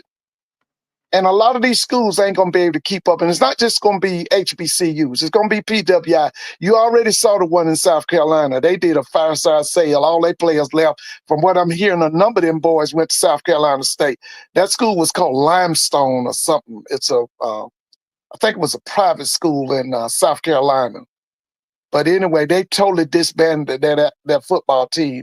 And from what I was told, a number of their players went to what's that guy's name? Chennisberry. South Carolina State. Yeah, they joined his program. I seen it. I seen him pick up some big. Yeah, man, you read it to us. I think you read it to us. Mm-hmm. I seen. But anyway, yeah. But we're gonna see more of that. We're gonna see more of that. People are not gonna be able to compete financially, and a lot of these people are gonna make a decision. It's gonna come down to athletics and academics, and it's gonna be academics. And athletics, some of it's going to be eliminated. And that's what, because now here's the thing last week, I don't know if you're paying attention to it. Greg Sankey, who is the commissioner of the SEC, and I can't remember the guy's name, he's the commissioner of the Big Ten. They're basically saying that everything should favor the Big Ten and the SEC and bump everybody else. Okay, it's all about them, because they're the major schools in intercollegiate athletic sports. And a lot of people were offended by what he said, especially what Greg Sankey said. I know the guy who is the commissioner from the Big 12 was offended and made a statement, and the commissioner from the ACC was offended. Because see, what Sankey is saying and what the guy at the Big 10 is saying is that they want to go to 16 teams instead of having 12. 5 of those positions in the 16-team football tournament would automatically go to the SEC schools. 5 of them would go to Big Ten schools. And then they would go from there. But they want to be the big dog. That's why I was saying, anytime the Supreme Court rules, always remember, the rich people get richer, the poor people get poorer. Okay. And so I'm just telling you, what you're going to see is the elimination of a lot of these so-called Olympic sports. Jay White said Alabama A&M got some of the limestone players as well. Oh, they did? You know Jay White, the one who said that. Now White's, he's a Bulldog, right? Is he a Bulldog? He's the one that said that they would never get a D2 coach. Yeah, I remember. I know he's a Bulldog. Listen, oh, by the way, I forgot to tell you, they did a really great job. I saw TC, Sam Shea, Ashley Robinson, and Paul Bryant. They did a press conference in Mobile, did a great job. And I watched it, and I was very impressed. Ooh, Dre said if they eliminate all the Olympic sports, what is Alabama State going to win, Mr. Ford? Well, you're right, because they went, now you know about Alabama State. They win in everything major. They win all the championships except football And the girls basketball has gone down. In the past, their girls basketball was always really good.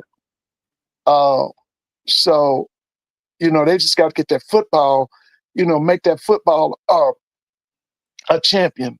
That's what they got to do. They got to make that football a champion. So my biggest concern is the fact that you have to come up with $250,000 to pay the NCAA. Then on top of the $250,000 that you have to pay, you also have to come up with money for scholarships. Yeah. Dre said Alabama State beats ass in spades and ballet.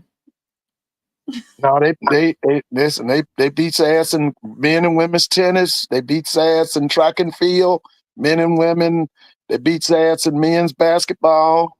What I miss baseball. That baseball is always real good. Yeah, they beats ass in several sports now. And so my biggest concern is, okay, if one school starts to drop off, right, then you're going to have less competition in the SWAC. And you're going to end up like the MEAC, where you have only six. No, it's like I had to explain to a number of people this week. A lot of people in Atlanta was, like, why would Mississippi Valley give up a home game to come here and play Florida A&M? And first thing I tell you, the people in the SWAC are brilliant because they're gonna make a lot of money. Okay, you bring FAMU in that dome, you guaranteed 40,000. So as long as we making them kind of decisions, and Dr. McClellan and them is doing that, see, that's what you call research and development. And I'm gonna tell you right now, they're gonna make a lot of money. Okay, that was a good move. And that's why I tell everybody, see, there are people over there in the SWAC, Dr. McClellan, they understand how to highlight their conference. Mr. Moore says, why would we have SWAC teams drop off? So, Mississippi Valley, Alcorn, and UAPB, the amount of revenue that they have for sports, which we can pull it up. And you know what? I don't even necessarily want to pinpoint the schools, Bethune-Cookman as well, just because they're smaller, right? I don't necessarily want to pinpoint them, but you have to understand that they already have serious budget constraints with athletics. How are you going to come up with $250,000? And I want to ask this question, Mr. Moore, when have you known FAMU to come to Atlanta and they played in front of 20,000 folks? When does that happen? Why are you playing them so close, Mr. Moore? But I'm saying, when have you known FAMU to come to the dome and 20,000 folks, only 20,000 folks showed up? Go back and look at, I'll tell you what you do. You can look at Wikipedia and it's correct. Go back and look at the Atlanta Classic when FAMU was in the Atlanta Classic and look at the attendance. Listen, FAMU 2 years ago played in the Celebration Bowl. It was over 40,000 people at that game. Howard had two people at the game, Jay Walker and the Vice President of the United States. The rest of the people was FAMU. What about the band? Okay, the band. They had two people, Jay Walker and Vice President Harris. And it was over 40,000 people at the game. Listen, I'm going to say it again. The people at Mississippi Valley, the SWAC office, y'all brilliant for doing that. You're getting ready to make some money.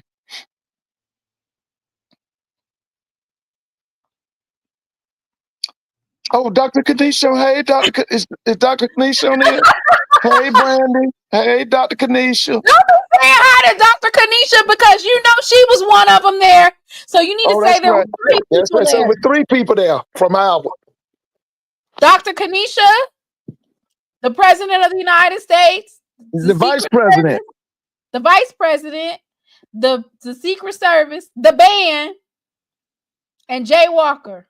So what we about 5?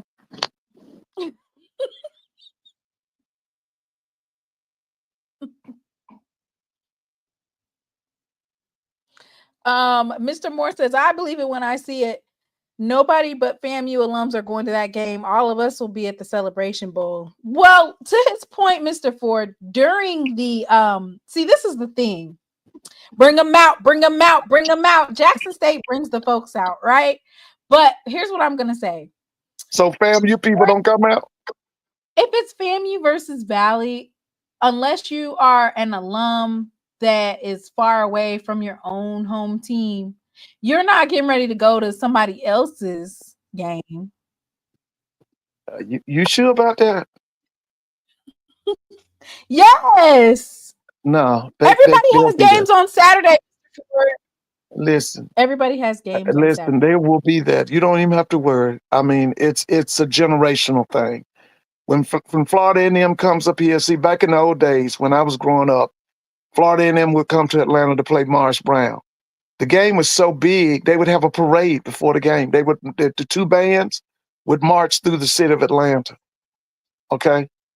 And even when I was in college in the late 70s, that game was still on. That was a monster game. They have not only have people here, there's tradition and legacy for people to come out and see the Rattlers here in Atlanta. And by the way, Mr. Moore, you were talking about Trombone Shorty. They love him in Atlanta. They love that guy in Atlanta.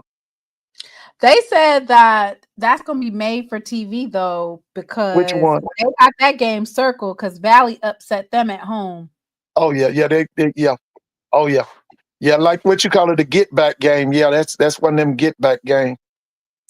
Let's see what games are on the schedule. So it's on October 4th. So let's look at those games that are set up for October 4th.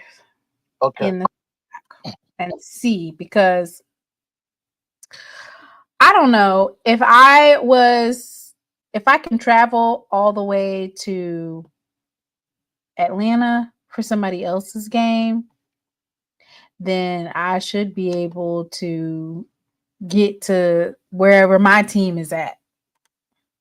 Hey, that's is that B-Dub?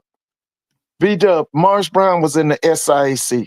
So was Florida A&M, Tuskegee, Alabama State, Alabama A&M, Bethune-Cookman. All of them was SIAC. Yeah, they were SIAC schools. All right, I'm loading it now. There we go. It's some big games. Oh, yeah, it's some big games on October 4th. Who's all playing on the 4th? So on October 4th is the classic between Alabama A&M and Jackson State. Oh, that's a biggie. That's in Mobile. You know Jackson State fans ain't going to FAMU versus Valley. We're sorry. We got to go to the Mobile.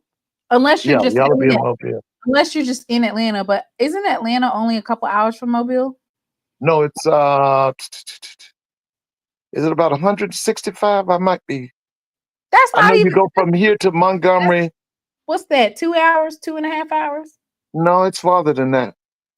2 hours might be Montgomery. Oh. And then you get on 65 and go down to Mobile. Because I always know when we go to the Bayou Classic, once I get to Mobile, I feel like I'm in New Orleans.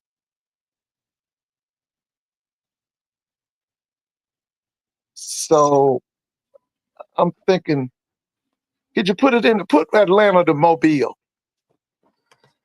Atlanta. Yes. Mobile. And by the way, I told you I've been watching Lionel. That's in it, Lionel.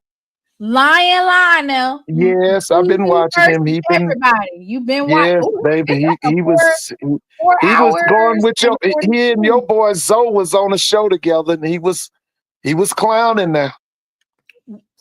Don't he clown? Ooh, he clowns Yeah, up he was so hard. clowning, baby. And Lionel was talking all kind of you know what. Why is he talking so much mess? I just think that's Because he said, listen, he said it's Prairie View versus everybody.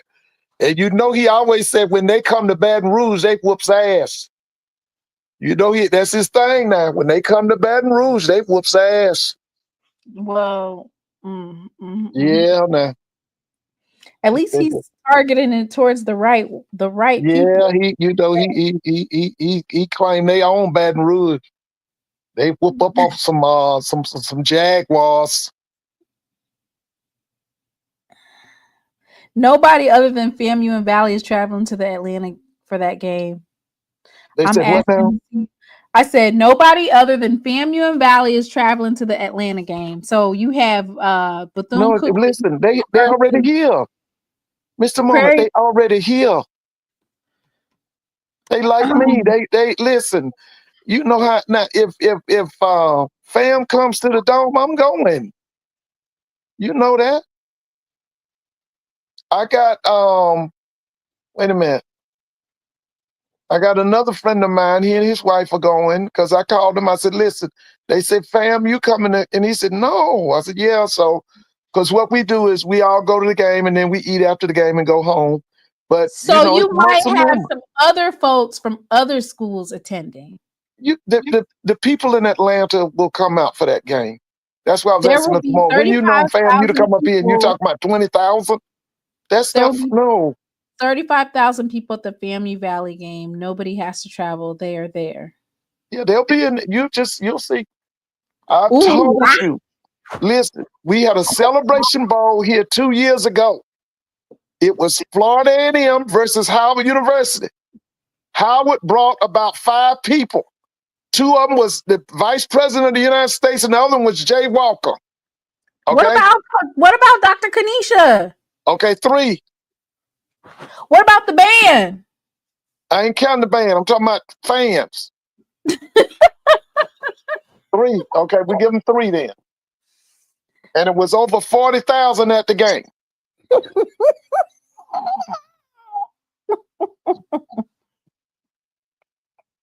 Okay.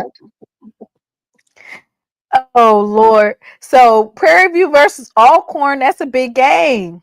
Oh yeah, now. Is that game in Lorman or is that in Prairie View? I want to say it's in Lorman. Oh, that's gonna be a biggie. That's gonna be a biggie, right? Because Prairie View always has a problem with Alcorn. Them boys down there in Lorman get Prairie View problems. Yeah, give them some fits. Yeah, they do. They've always given up. I know Dooley couldn't do nothing with them. He couldn't do nothing with them. Dooley couldn't do nothing with them boys down there at Alcorn. It's in Lorman, Mississippi. So Mobile from Atlanta is 4 hours and 42 minutes. That's far as hell. Yeah, and how many miles is that? Is that 300? 328 miles. Yeah, that's right. Because I know you go from here to Montgomery. From Montgomery, you get, I think it's Interstate 65, and it takes you into Mobile. Mr. Moore said Southern is off that week, so that will help the attendance. So Southern got a bye week. That's October the 4th? Yeah. They better be getting ready for Prairie View, according to Lionel. Hey, Mr. Moore, you don't hear Lionel talking about y'all? He said they beat y'all ass regular. I heard he always be talking about that. Say they own Baton Rouge. What? A lot of can talk that trash. What you call him, Lion Lionel or something? What you call it? Lion Lionel. PV. Yeah, he be talking trash, boy. He claims when they go to Baton Rouge, they keep their belt off.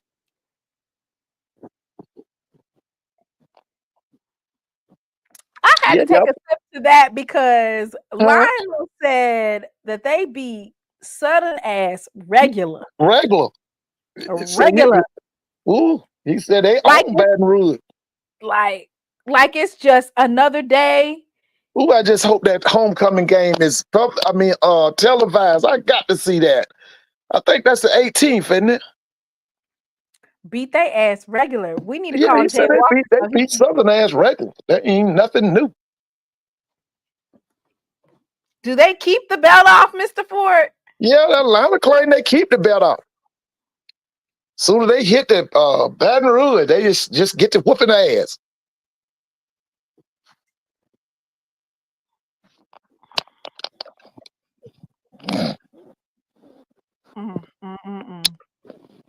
Dooley won and got fired with those 2 PV versus Southern games in Baton Rouge.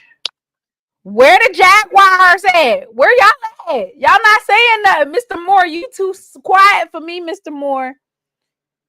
Who else from Southern? Yeah, where is this? Where them Southern folk at? They done got real quiet. Jags, baby. Shoot, them Jags. The Jaguars all up and through the chat. They are quiet. Hey, Mr. Mona, when I was at Grambling, I used to love to go down to Baton Rouge.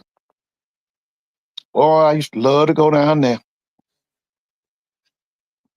Fight back, Southern. Them boys them Southern boys.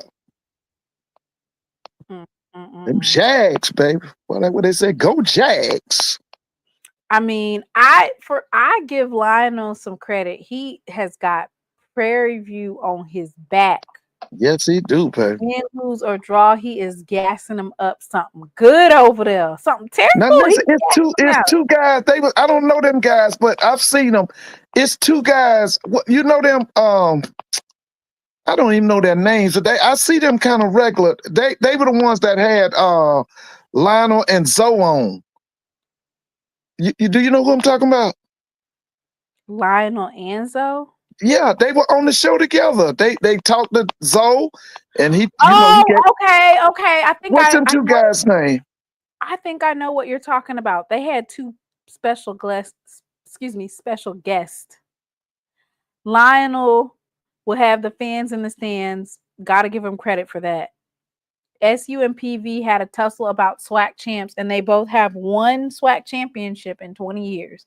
Oh, Brandy says that when they were talking on that show, they were arguing about who's the best. And so they said, well, you know, in the past 10 years, who's the best? And neither one of them had won a SWAC championship. So then they had to go back 20 years, and they both only won 1. Okay. Oh, yeah. Oh, the Golden Boot. Okay, hey, somebody just asked, when did I graduated from Grambling in 86, in December 86. I was down there from 85, 86. That's when I was at Grambling. Well, you doing all that talking, and I want to know, what is Grambling gonna do?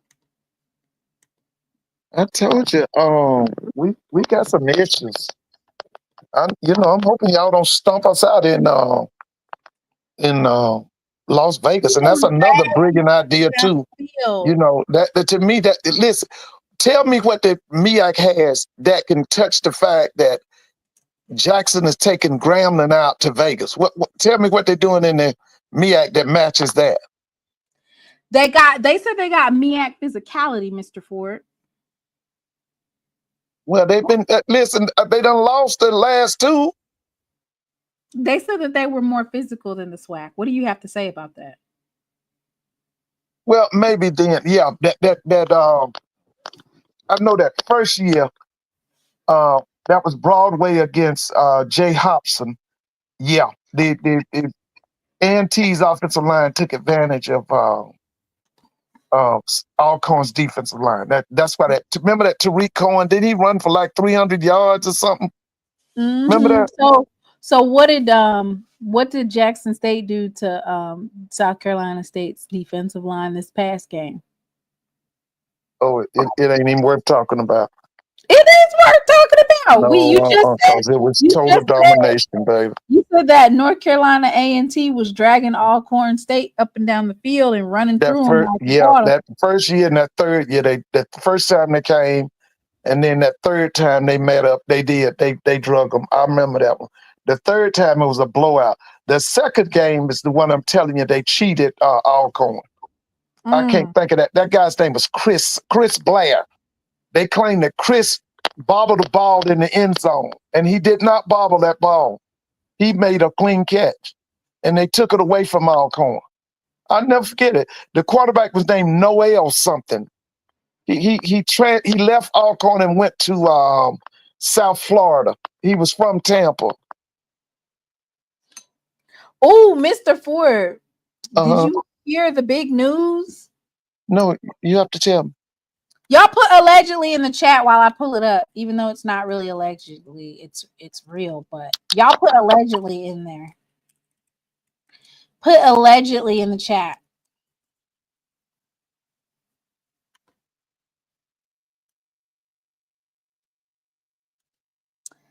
Breaking news, Mr. Ford. Drum roll, please. Guess what? What? Delaware State moves Norfolk State Showdown to Lincoln Financial Field. Yeah, Just like Mr. That's Ford. right. Oh yeah. They've been talking about it the whole week. Just like you said. But it's on a Thursday. That's what everybody's worried about. It's on a Thursday night. On a Thursday. It's on a Thursday night. That's what everybody's concerned about. Why are they concerned with that? Because, like you said about the crowd, they got to try to get the crowd.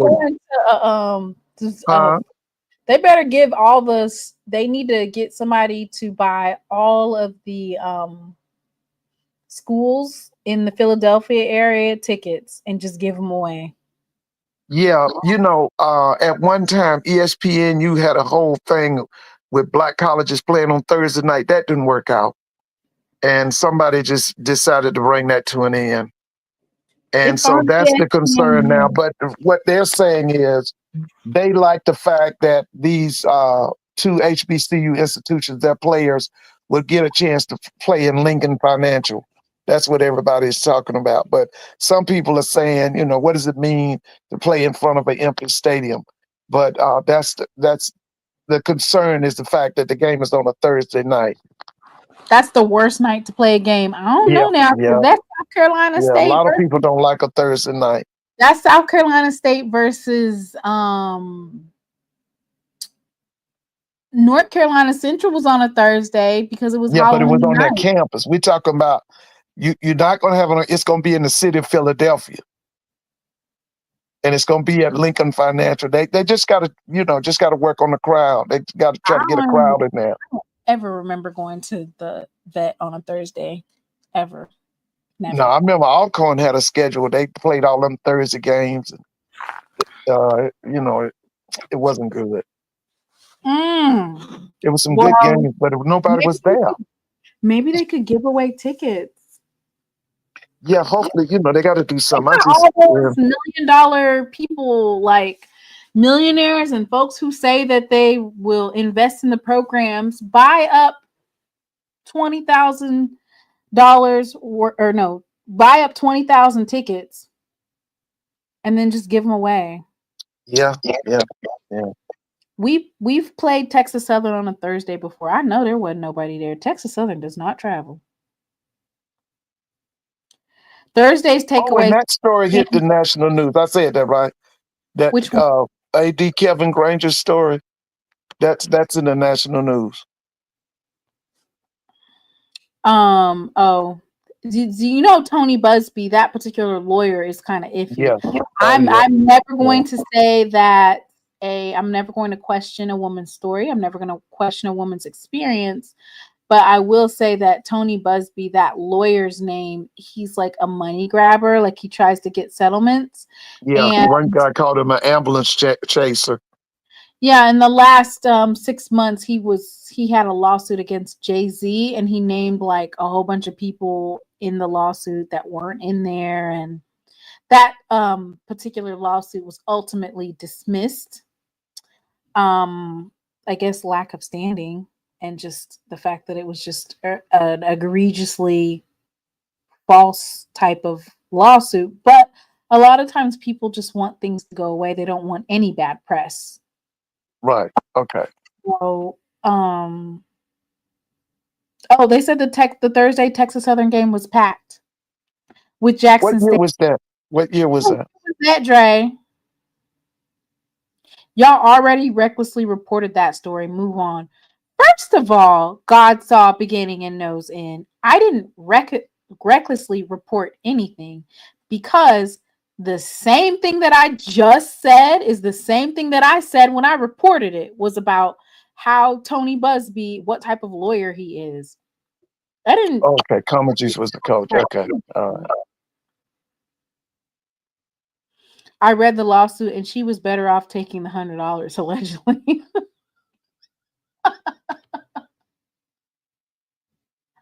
Well, you know what?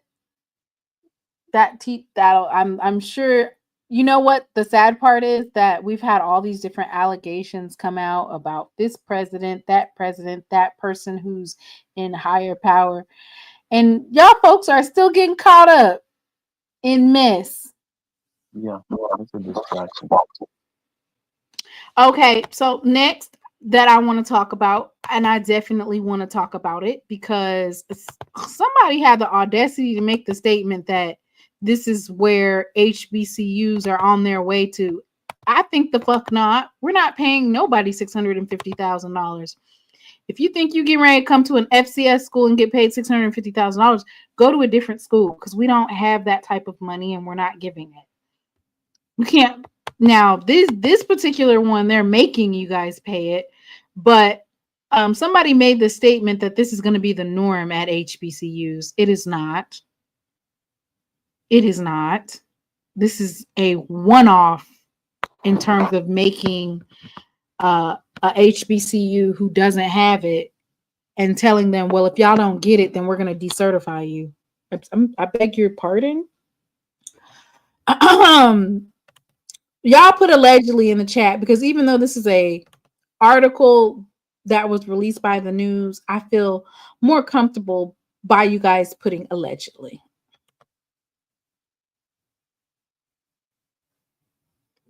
And Mr. Ford, once again, I think the main theme throughout this is the Board of Trustees who are FAMU alums. There's no way that this passed 8-3. What do they have on you guys? Did you guys steal something, or did you guys murder somebody and bury them and they know where the body is hiding? I honestly think that the dismantling of FAMU escalated when Willie Simmons decided he was going to pull some of those Florida State players over to FAMU. I honestly feel like they were just like, okay, get this Negro out of here. So they got him gone. And then they just started like figuring out ways to destroy the FAMU athletics program, just FAMU period, because this is crazy.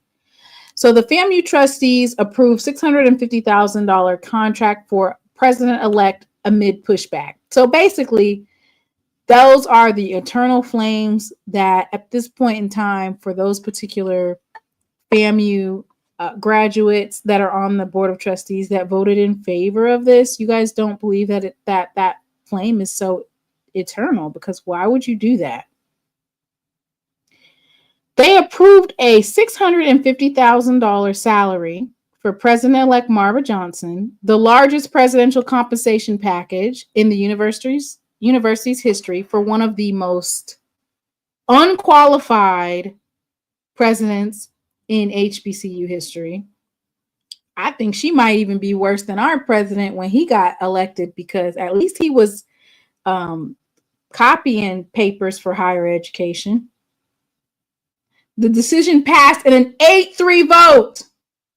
8-3. Only 3 people said no, despite sharp criticism from students, alumni, and several trustees who questioned the university's financial priorities. You guys don't have the $263 million. So you damn sure can't afford to pay this.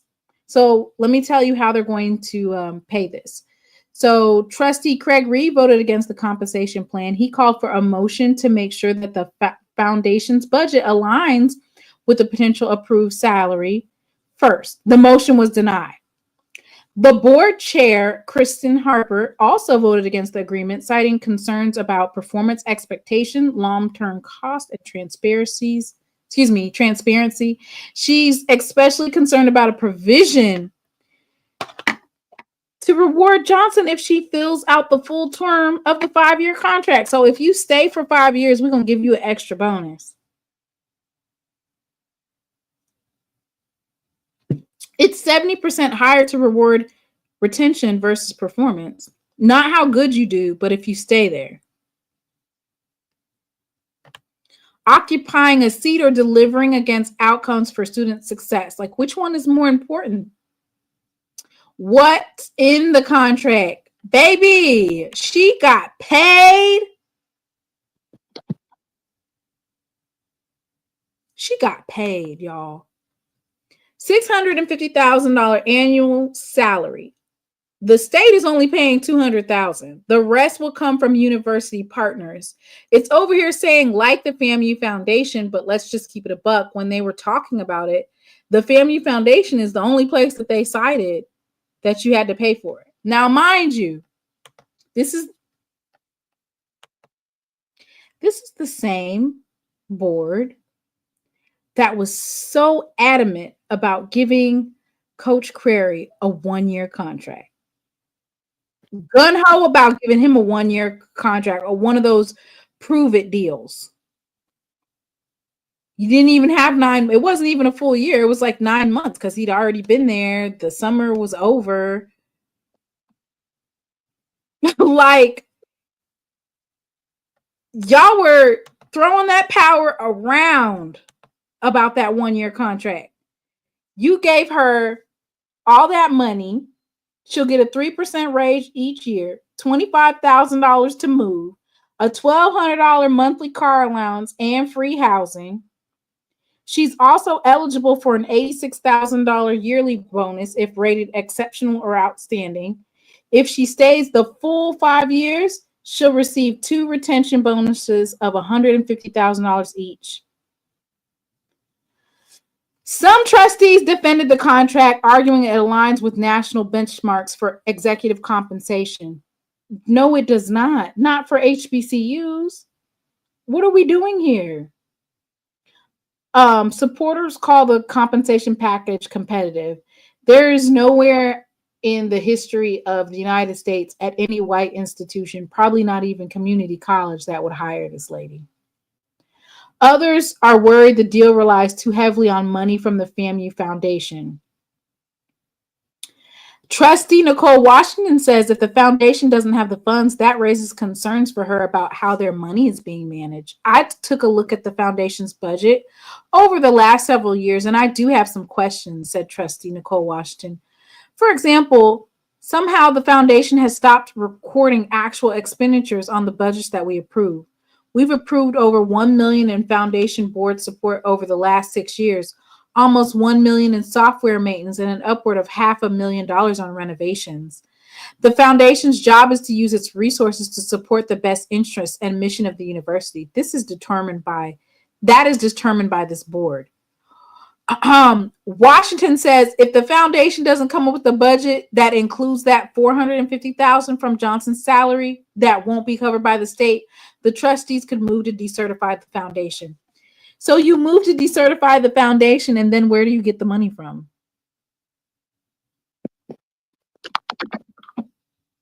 You're going to force them to pay it, or you're going to decertify them?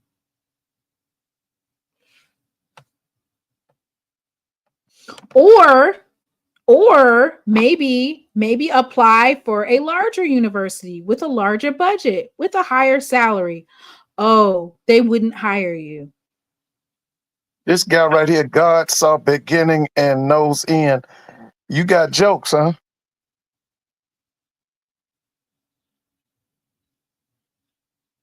She doesn't even have any experience. None. Larry Robinson wasn't asking for $650,000, and he was bringing in a lot of research dollars. You can say he didn't know anything about athletics, but this was like we've always said. This is an attack on Florida A&M by Governor DeSantis, and this is his Trojan horse. What do you call her? Isn't her name what Johnson? What's her name? Make America Great Again, Marva. Yeah, she's the Trojan horse. Well, I don't know. I feel like in their situation, like the fact that they have, and I'm gonna keep saying it, I don't care. I don't give a damn. Let me pull them up. I don't care. Folks are like, Ron DeSantis, it's his fault. At the end of the, well, if they don't vote how he wants them to vote, he'll have them removed. Well, you just gonna have to damn remove me because I'm not voting for that. You're just going to have to remove me, okay? I'm not getting ready to just hand my school over on a silver platter. Just remove me then. Like, you're gonna have to just remove me because there's no way that I would be comfortable. All these folks, and they can see you. Do you know that we can see you? So they know how you voted.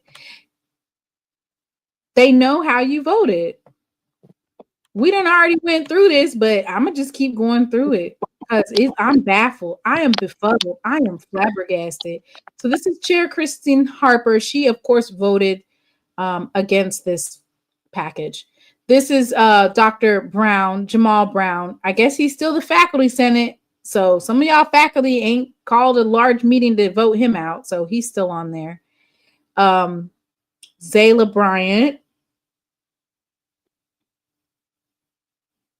She's the Student Government Association. I want to say the president, maybe. Yep. Student Senate's president. John Crossman.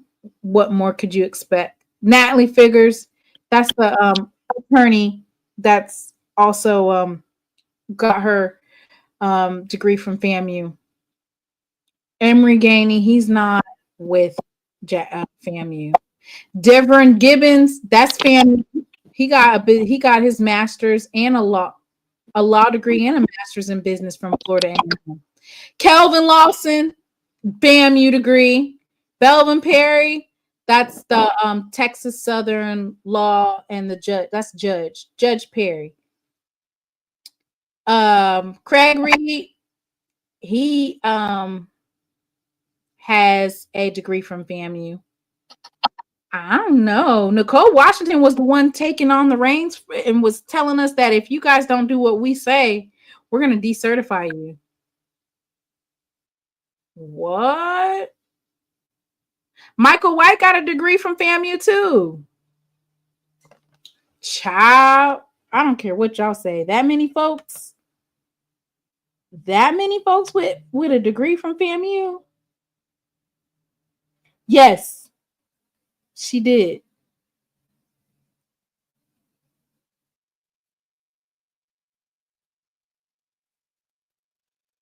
They need to be removing Ron. Goodness gracious. But anyway, the foundation's response, of course, Shakisa Kidd, a FAMU Foundation board member, calls decertification of the foundation a nuclear option. If we go down that path, it harms the university. The decertification process is a process that takes time. You're going to blow up and decertify the foundation and still not have the ability to make those payments in timely fashion to this incoming president. It's hard for us as a small endowment, relatively small endowment. Now, mind you, this is the small endowment that they always be bragging about when they talk about other HBCUs, but I'm going to keep my mouth shut. Now, all of a sudden, it's small, but when you're talking to other HBCUs, you be bragging about that endowment. To shift money around without it having a material impact on other areas of the university, I think that will be a conversation if and when we're asked to have a foundation board meeting to discuss it. Hours after the meeting, a group of FAMU stakeholders and donors sent a letter admonishing the Board of Trustees for what they say appears to be a coercive attempt to force the FAMU Foundation to redirect funds in a way that may conflict with donor restrictions, IRS regulations, and fiduciary responsibilities. Lord, it just seems like a losing battle over there, Mr. Ford. It's scary. They Yeah, said we just the money from like the athletics and the band scholarships could be in jeopardy.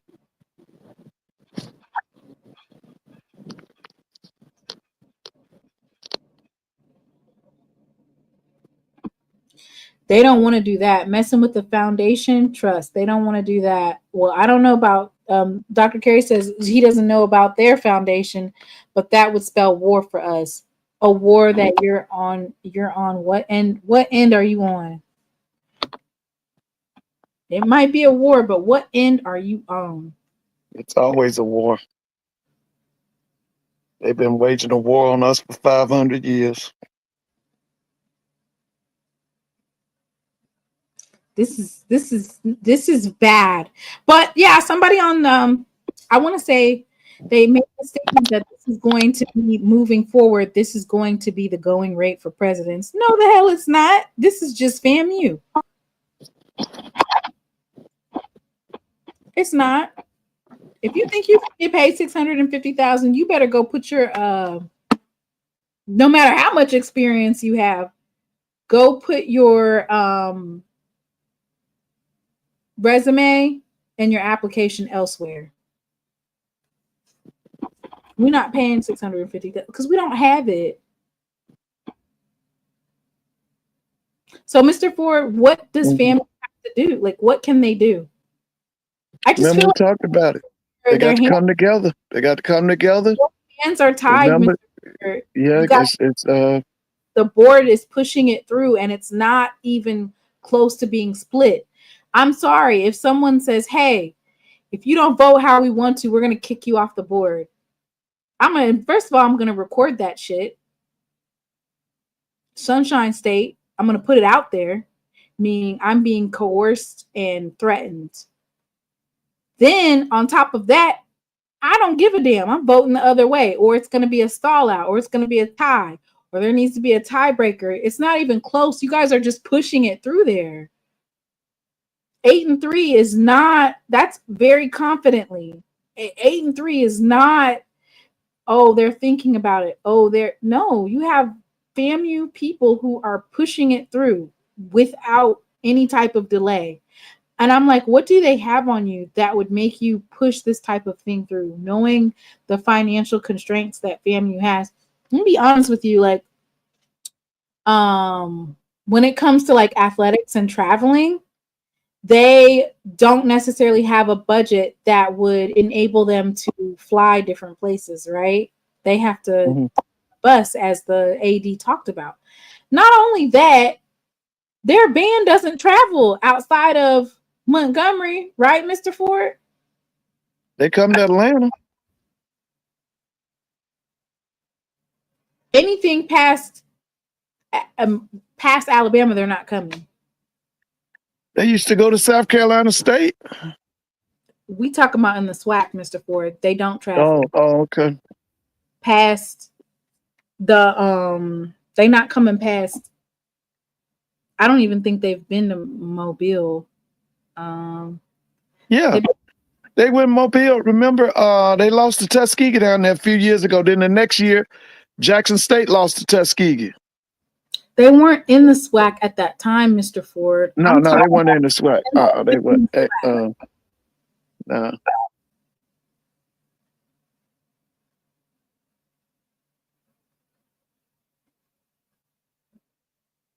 Marching 100 crosses one state line: Alabama, Georgia, or South Carolina. All others are paid for by who they're performing for. So if they're not getting paid, they're not going.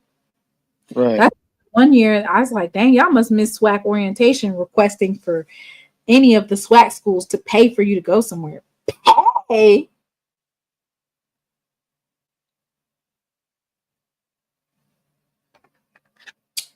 EA, I don't want to hear nothing you got to say about your FAMU folks selling y'all out for how many pieces of silver, Mr. Ford? 30.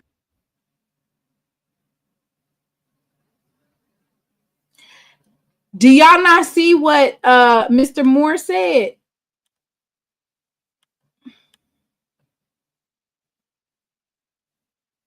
They said y'all can pay us. Paying you. And we finna, and Sonic Boom of the South is gonna be there in Tallahassee. And we getting ready to blow you out in your stadium. Edwin Moore, please. Do you not think that Sonic Boom of the South doesn't know how expensive it is to move the band? Not only that, at the end of the day, correct me if I'm wrong to all the band members, don't we have something called a travel ban? I think they have a travel ban. Not everybody's going to be able to go. FAMU has not gone to Southern since they came to the SWAC, I want to say.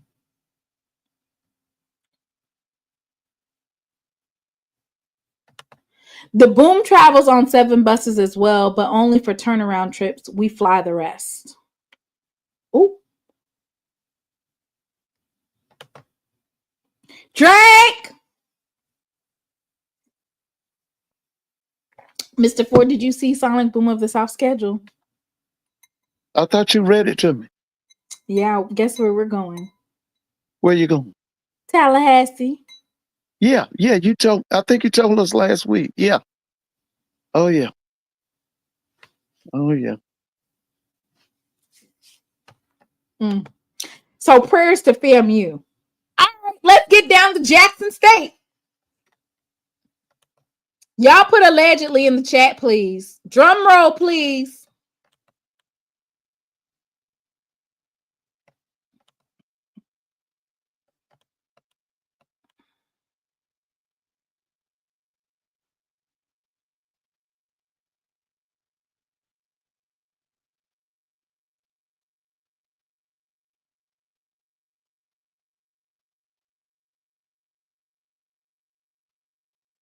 Drum roll, please. Mr. Ford, it's about to go down. Huh? It's about to go down. Okay. Speaking of President woes,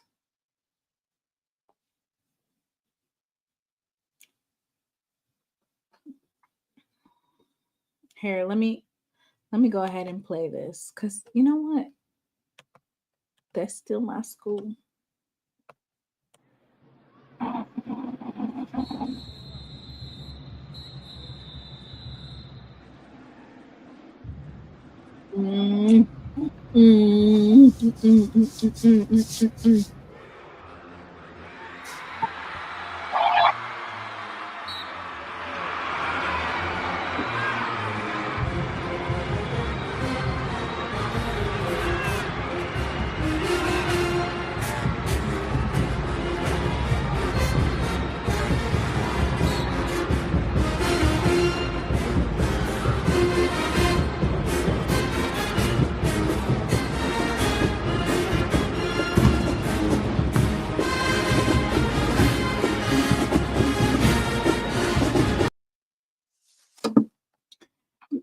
Mr. Ford, I would be remiss if I didn't bring up Jackson State University's presidential search.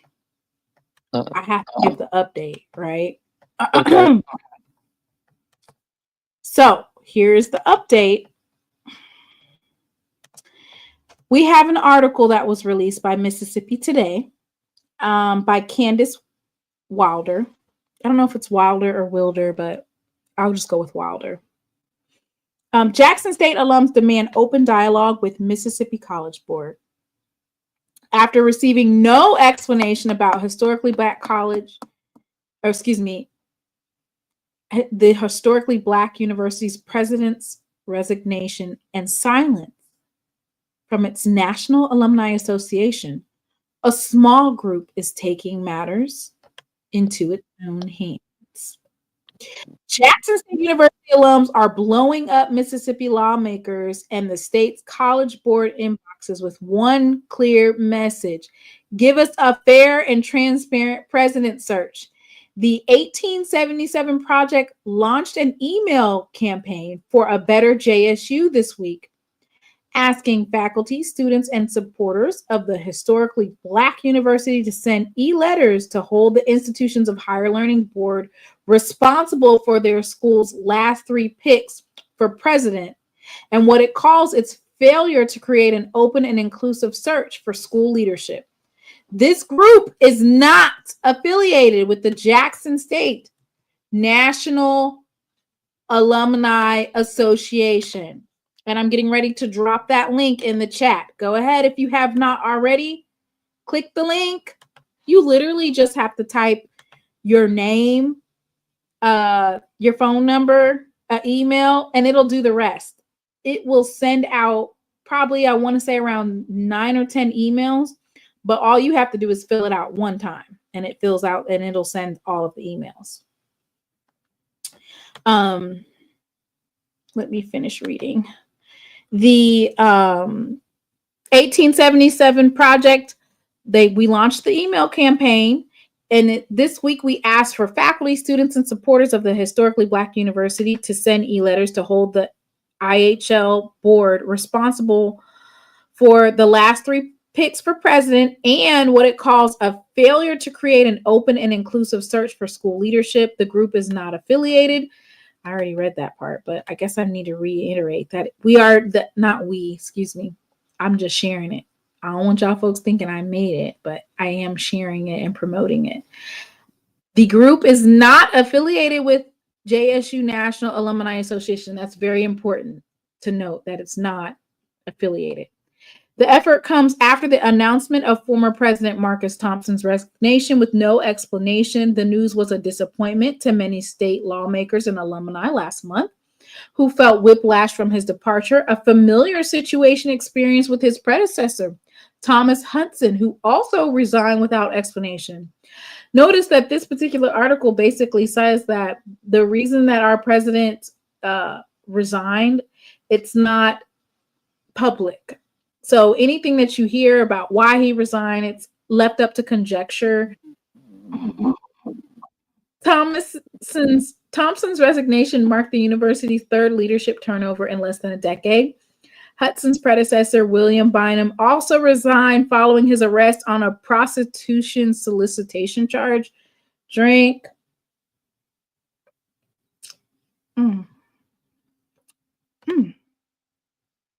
For too long, the leadership selection process at JSU has failed the institution and its stakeholders.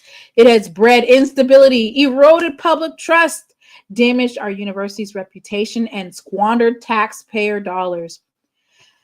These are not minor missteps. They are systemic failures. The process has lacked transparency, inclusivity, and consistency that any respected academic institution should demand. So in this email sent to IHL Commissioner Al Rankins and board members, Mississippi Governor Tate Reeves, several state and House Senate lawmakers, including Chris Bell, Greg Holloway, Solly Norwood, Grace Butler Washington, Rob Robertson, and Dennis DeBar, the group urges the following: public acknowledgement and statement from board members addressing its failures of previous president search processes and lessons they've learned before the next national search. A national search of the university leadership of the highest caliber, transparent president search and process that includes input from students, faculty, alumni, and community members. The group said its goal is to get 1,000 individuals to participate in the campaign before IHL's next board meeting, June 19th. As of Friday, 500 emails have been sent, according to Mark Dodson, a spokesperson for the group.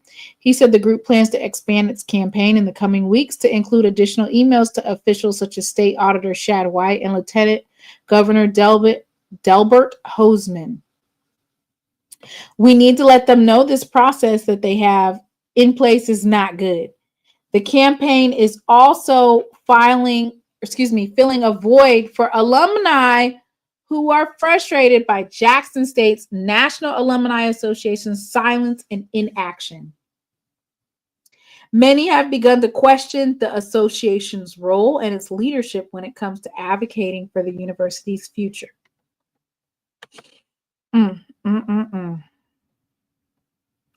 Last month, Jackson State University National Alumni Association President Patrice Edwards, shared a statement asking alumni to refrain from public comment.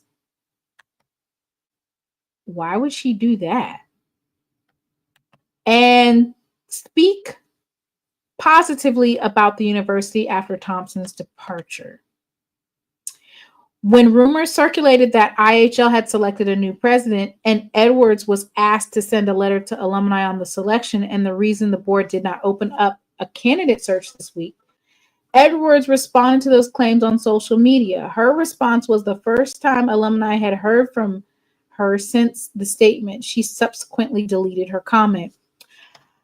Everybody give it up for DJ 85 in the chat.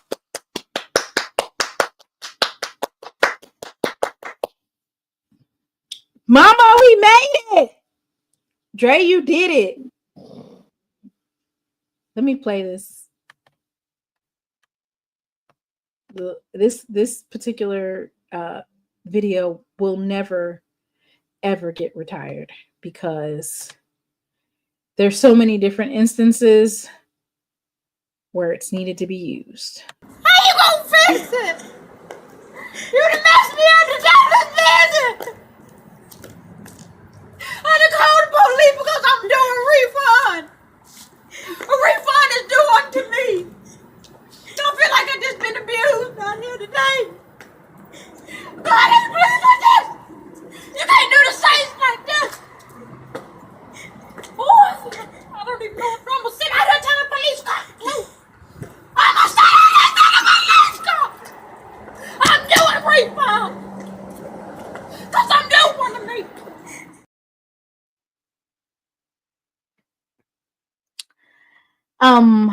Yes.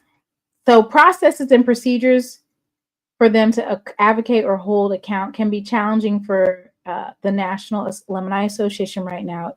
It is not for us. We don't want to brush things under the rug. You can't fix anything that way. Now is the time to raise our voice, organize, and partner with IHL to have an open dialogue so we can get this right. Edwards told Mississippi Today the role of JSU National Alumni is to support, which I don't believe that's actually the role, but support the university and its students. She said she does not speak on personnel issues because that is beyond the association's purview. When asked if the association had considered expanding its mission to acknowledge the questions alumni have posed of her leadership and inaction, Edwards said that the association does advocate, but alumni should join the national group as a way to support the university. What? By joining the association, it shows a true representation of the school's alumni base and speaks more volume than anything.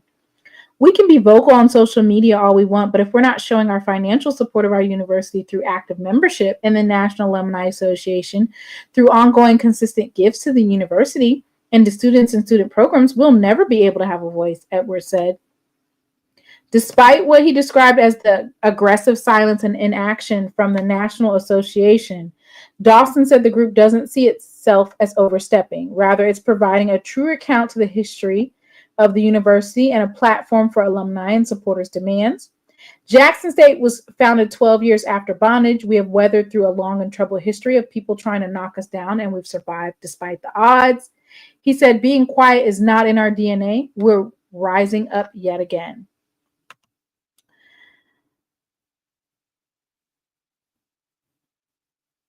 So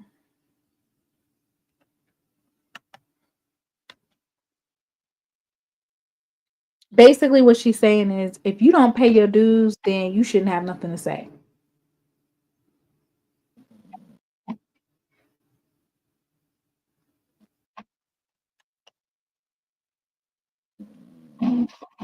Mr. Ford is asleep, y'all.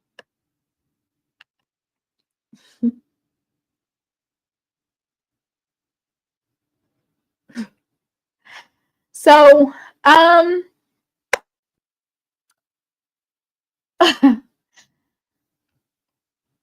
don't know what to say because according to some alleged leads, the president has already been chosen. They don't plan on doing any type of public meetings. They don't plan on asking the general public what they think because they don't care, because they don't plan on implementing any of it anyway.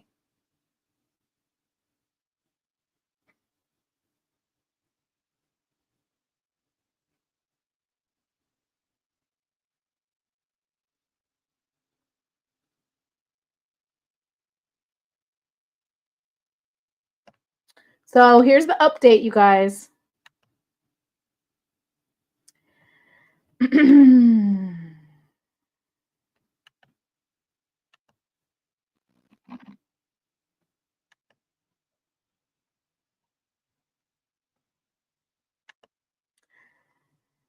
IHL plans to hire someone who is a current administrator at JSU. It's getting shaky because some board members are tired of the drama surrounding the decisions. IHL Vice President Dr. Steve Cunningham has been the biggest opponent to doing another fake search. I mean, if they already know that they don't do searches right, why would we go ahead and do so? Now y'all done went from we're going to pretend like we're doing it the right way to just saying F it, let's just go ahead and pick it. He submitted a 7-step process for the president's search that is basically his ultimatum for being on the committee. Now, mind you, Dr. Steve Cunningham, he is a Jackson State alum, but there's one Jackson State alum, one Alcorn alum, and that's it. The rest of these board members are, you know what. The board has the proposed process and they're reviewing it. In Cunningham's plan, IHL will hire an outside search company. The search company will present IHL with 3 top candidates. The finalists will be announced to the public before IHL conducts several virtual town halls with JSU groups, students, facility, and alumni. There will be no in-person meetings like the past. IHL will invite one candidate they pick to the campus for a tour and another virtual Q&A session that is open to the public. IHL will vote the same day on that person. The interim president will stay in position until the end of the budget year, which is around October. The new president will assume the role on October 1st. The person they handpicked will be in the final 3. And that's it. We'll get some more information at a later date.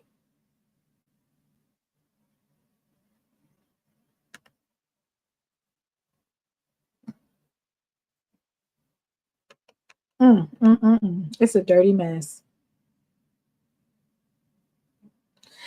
Mr. Haynes, you keep coming to these lives late talking about MEAC in the chat.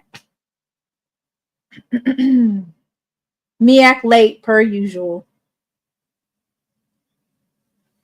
Come strolling up in here at 11:45 at night. The show is over. It is over. Yeah, so that's the update for so what I would admonish everyone to do. I don't even know if I used that word right. Well, first of all, let's take a drink. Take a drink. No, Mr. Ford's still here. He's just sleeping, y'all. Y'all leave Mr. Ford alone. I want you all to fill that out, okay? The 1877project.org. You don't have to be a Jackson State alum to fill it out. It's not going to hurt you. It takes less than 3 minutes. The other thing I want you to do is go to our new SWAC MEAC trash talking group. Mr. Haynes, I hope you'll join us for some real trash talking. More MEAC needs a 4-week heads up. Mr. Haynes knows that we meet here every Saturday. I saw you earlier in the show. Oh, so he left and came back. He probably left when Mr. Ford started talking about that belt to ass that South Carolina State got versus Jackson State.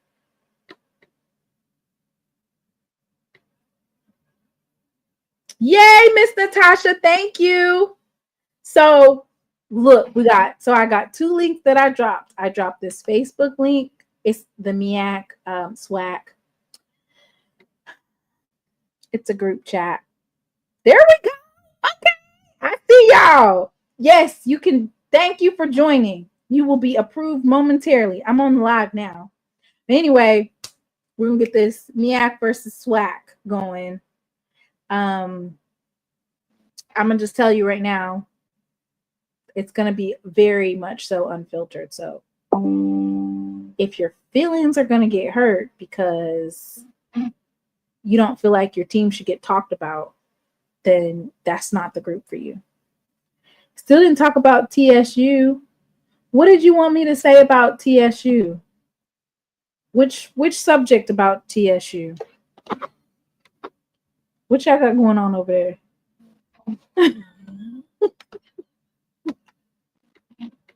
I hope you're not talking about that. Yay! Jay, you're a, what is it? You're a moderator. Accept them people. Aren't you from Texas Southern? Why would you want to talk about that?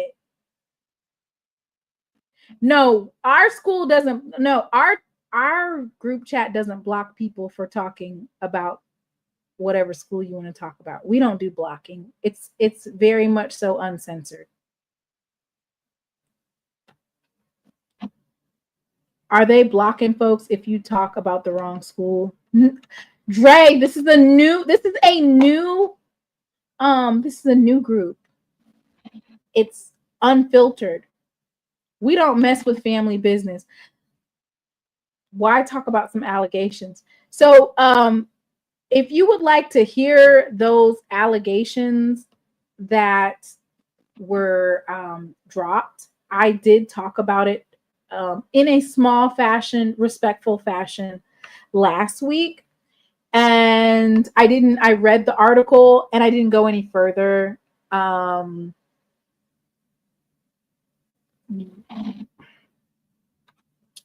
Wait a minute.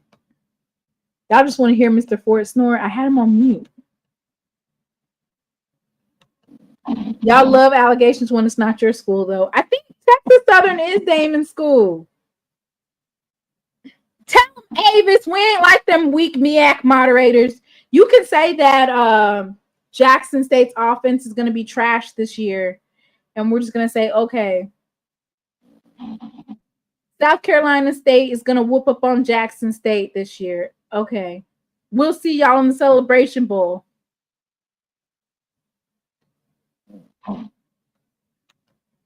You're right, Dre. They do. But, I mean, I don't really have any more information. Do you guys have any more information about Hampton? I don't have nothing about these freaky frogs.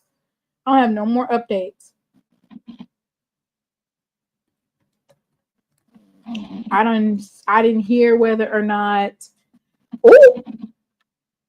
Oh, so Mr. Ford is right. It did hit. So it did hit national news. I mean, I can give an update.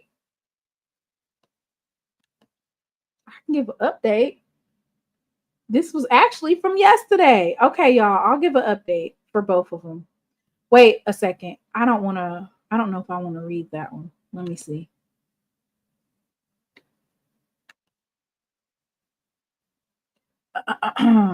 Let me see, y'all.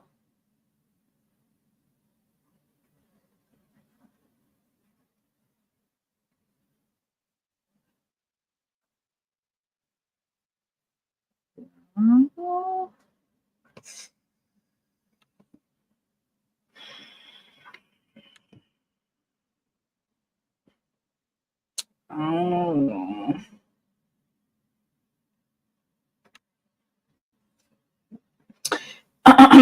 A Hampton University administrator is under investigation in light of a viral social media video in which a student claims grades were withheld in exchange for an inappropriate request. So I didn't really see anything other than what I shared with y'all. I didn't see anything else. Are we going to beef with Hampton, or are they too big, bougie, and have soft skin? Why would we be beefing with Hampton? I'm sorry. I'm trying to actually figure out who Jackson State is going to beef with this season, because outside of Grambling and Alabama State,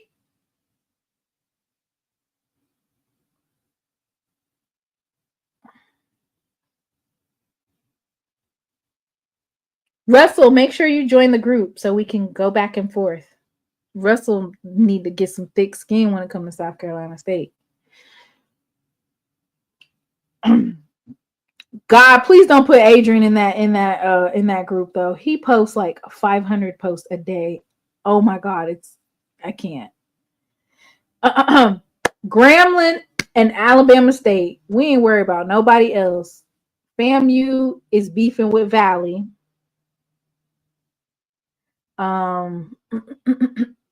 Alcorn is beefing with Prairie View.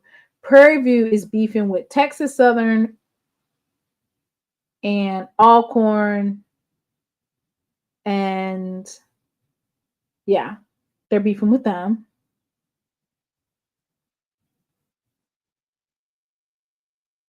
Like, Jackson State's not beefing with anybody. We're beefing with ourselves. We're trying to be better every day. And the only obstacle that's standing in our way is ourselves. We can only beat ourselves. Other than that, we're not even beefing with Southern. Oh yeah, Prairie View beefing with Southern. We ain't beefing with FAMU. They have a rivalry with Valley now. Why would we need with Alabama? Because, Dre, they beat our ass at our homecoming. So we getting it back in blood for our last homecoming where we lost to Alabama State. And we're beefing with Grambling, who drug us all up across the field in the hole last year. Those are the only two teams that we're beefing with. We got to get back that homecoming win. And we have to drag Grambling up and down the field. Who from Southern is beefing with Prairie View? Mr. Moore, did you see how Lionel be talking about y'all? You not beefed out with them? Dre, we got to get that homecoming win.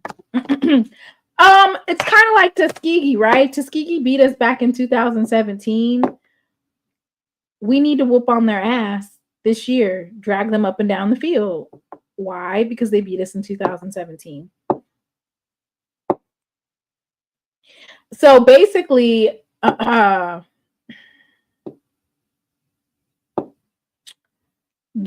Lionel who's giving him time with that noise. Mr. Moore said, tune him out. Who is giving him time with that noise? Damn, Mr. Moore. So Southern Jags are basically saying we ain't worried about the Panthers and nothing that they have to say. Lionel is delusional. Go to bed, Max. We were not on for that long. Uh-oh, somebody made an appearance in the chat. Get ready. No, we won't be. We're getting ready to get off of here. FAMU is not beefing with anybody in the SWAC. We're busy trying to stay awake. Oh, Lord. I know Mr. Moore is tired of losing to Jackson State at home. I mean, tired of losing, period, but definitely tired of losing to them at home with all them lights. They had this little light show for us and everything. It was all nice and colorful. Colorful ass whooping.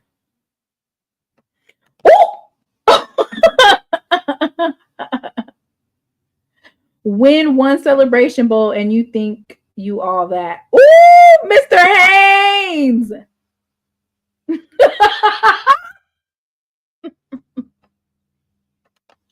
Everybody need to be beefing with their board of trustees. Okay? That's who you need to be beefing with. Dre says, stick to the matter at hand. We getting ready to lose our school to some bad presidents, and we over here talking about football beef.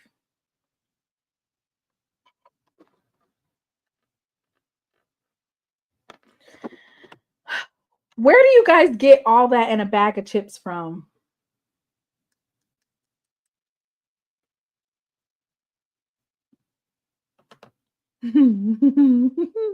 Make sure I meet you on the bluff. Ooh. Okay, so who did they pay to do this riot? Who is doing the riot? It better not be no black folks. I know that damn much. It better not be no black folks. And if you are an immigrant, why would you? It has to be white people. Because if you're an immigrant, why the hell would you be at the ICE protest so that you can get arrested and get shipped to El Salvador? These folks are paid. I'm sorry. I'm never falling for it again. I know that better not be a black person. That's all I know. Some of these folks, how are you guys? Do you know what's going to happen if you do that? You're going to mess it up for everybody else. Most of the time, these types of raids, they're not actually real people protesting, meaning they're getting paid to protest. And they always have like police officers and all type of people that when it gets dark, they start causing breaking stuff and causing a whole bunch of turmoil and stuff. And usually they always cover their face because they don't want you to know that they're like police officers or, you know. Trump deploys National Guard to Los Angeles amid protests against immigration raids. You can't make this up. You cannot make this up. These folks. What we call it? Martial Lawson. These folks, like, y'all can't be that stupid. I'm telling you right now, if I see a black person, I'm pluck them on the head, because why are you participating in this? You better sit your ass down. We did our part. And those immigrants better sit their ass down too before they get shipped to El Salvador.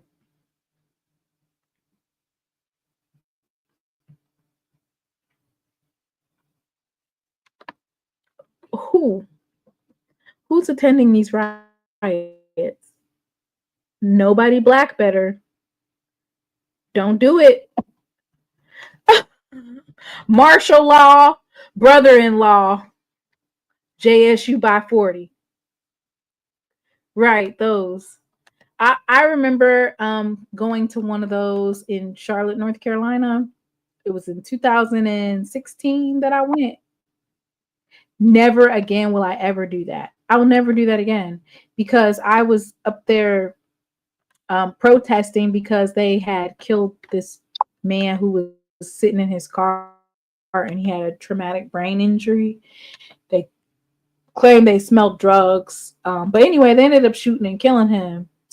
And I was like, oh my gosh.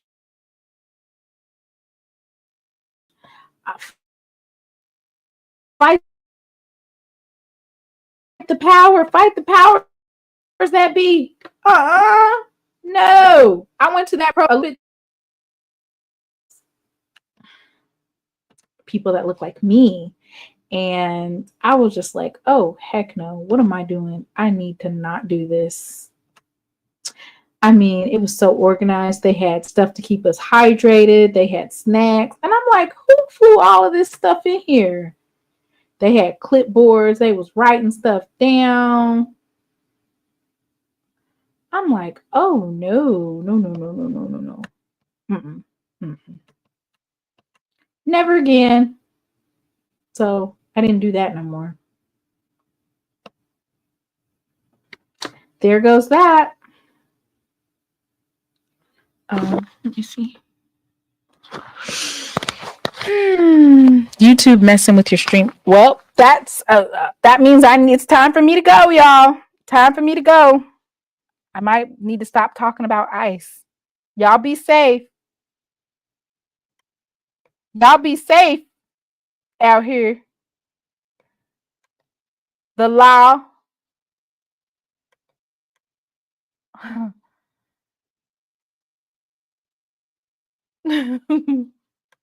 Y'all have a good night.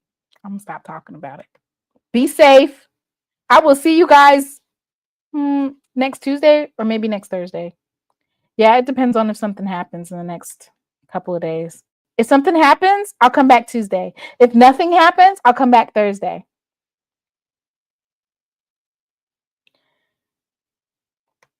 It says eventually the white vans are going to show up at the protest. Right. Who in their right mind And the way that Trump works, he don't care if you are a citizen. If you look like you're Latino, he gonna call you illegal even if you aren't. And you could get mistaken for being an illegal immigrant, and you could have been born in America. He don't care. I would never, ever. Those days of protesting and stuff, those are over with. The only people that can protest are white people. Everybody else, y'all can't be protesting.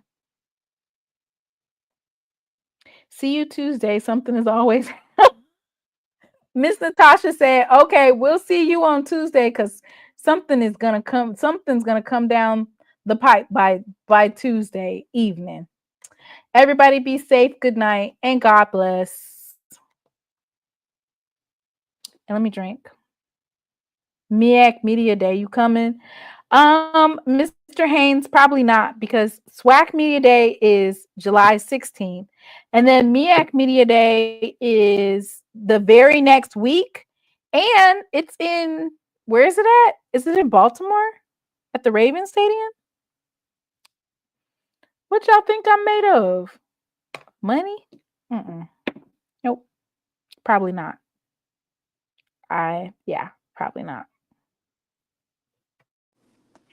No, it's not Moscato. This is whiskey.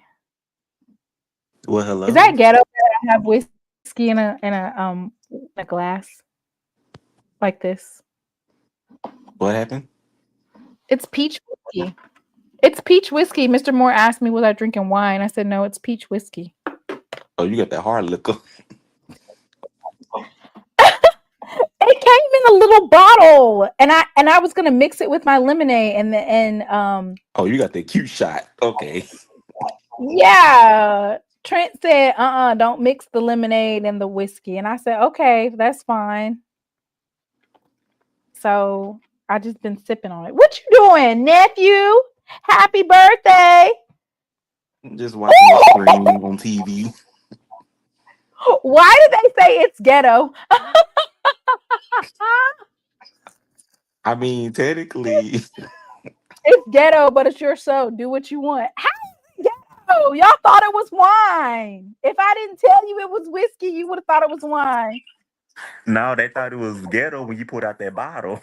They didn't see the bottle. They never saw me pouring it. I was real discreet. I just popped out. I drank my lemonade and then I just popped out with the brown color liquid, which could be mistaken for wine. The BET Awards on Tuesday. Well, thank you for the birthday. Tell us about your new camera and your plans for the season.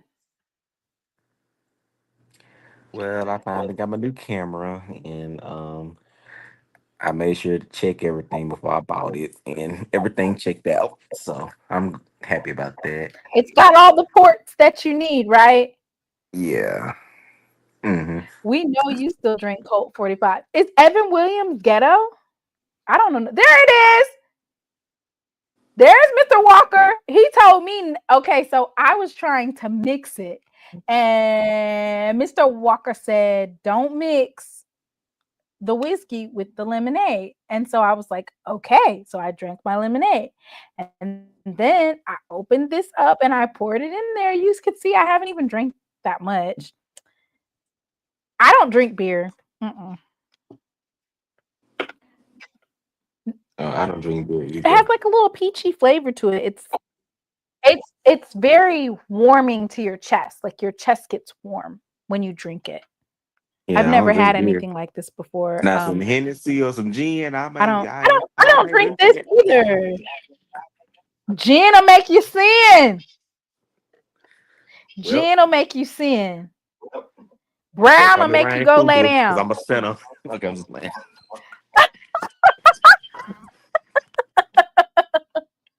Get a good set of whiskey glasses. Whiskey glasses? What? I don't have a whiskey glass.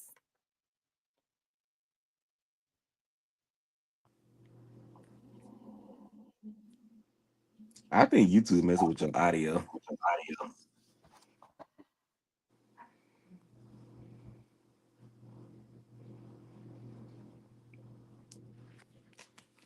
My idol just went out. I can't even hear you no more.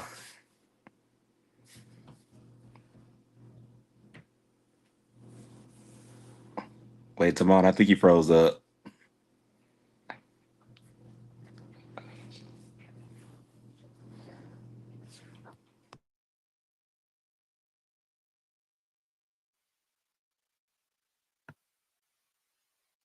All right, there you go. You back.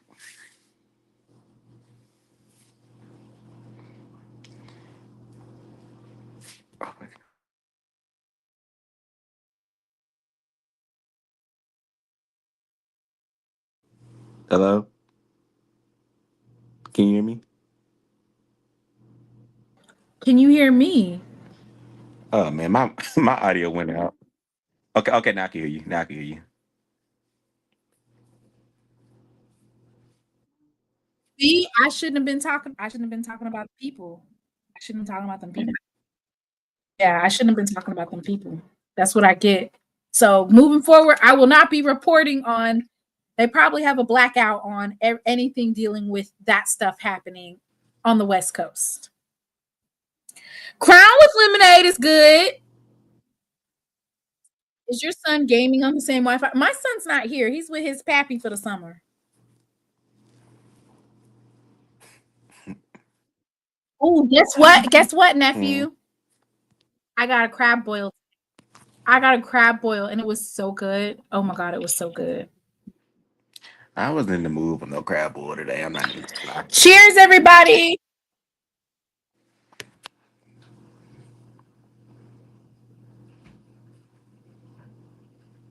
What type of drinks do you guys like? Mixed drinks. Is an old fashioned made with whiskey? I wonder, is an old fashioned made with whiskey? It says old fashioned cocktail can be made with bourbon, rye, or blended whiskey. Okay. I don't really know anything about that. Women love them seafood boils and do. I got the sausage, shrimp, potatoes, eggs, corn, and like a cluster, a small cluster. Yeah, you've never had eggs in your crab boil? I mix my whiskey with ice straight. So whiskey on the rocks. Ooh, apple pie moonshine is so good. Have you had apple pie moonshine before? Everclear. Mm-hmm. Oh, so you just like drinking gasoline? So you mixing all that stuff? He likes drinking gasoline. Vodka, gin, moonshine, Everclear. You mixing all that? Or you just drink them separately?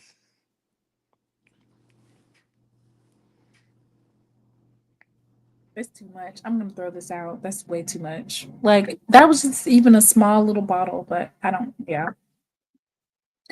Ken said that new 1400 is gonna make a good old fashioned. Okay. Women done transition from Alfredo to seafood boils.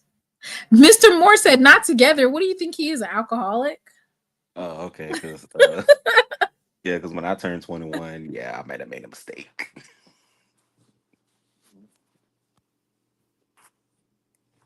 But I learned my lesson. I ain't gonna do it again. Bourbon on ice with a splash of Sprite. Oh, you like that dirty Sprite? We need to have a live where we do.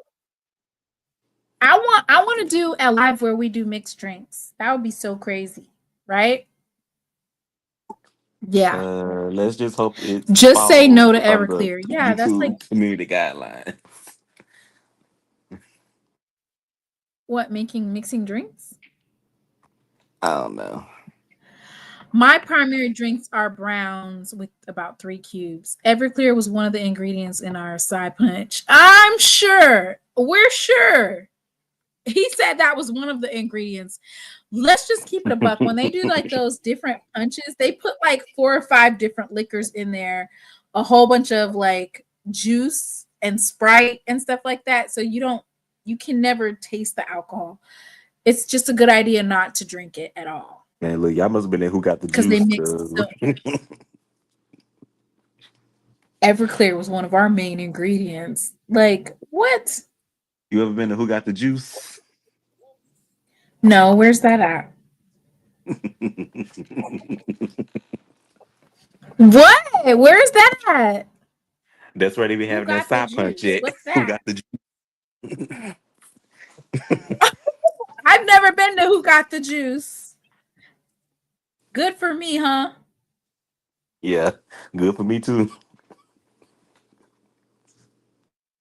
I was a casual drinker for 23 years. I just stopped. What does that even mean? Jay White, how old are you? Talking about you was a casual drinker. What does that even mean?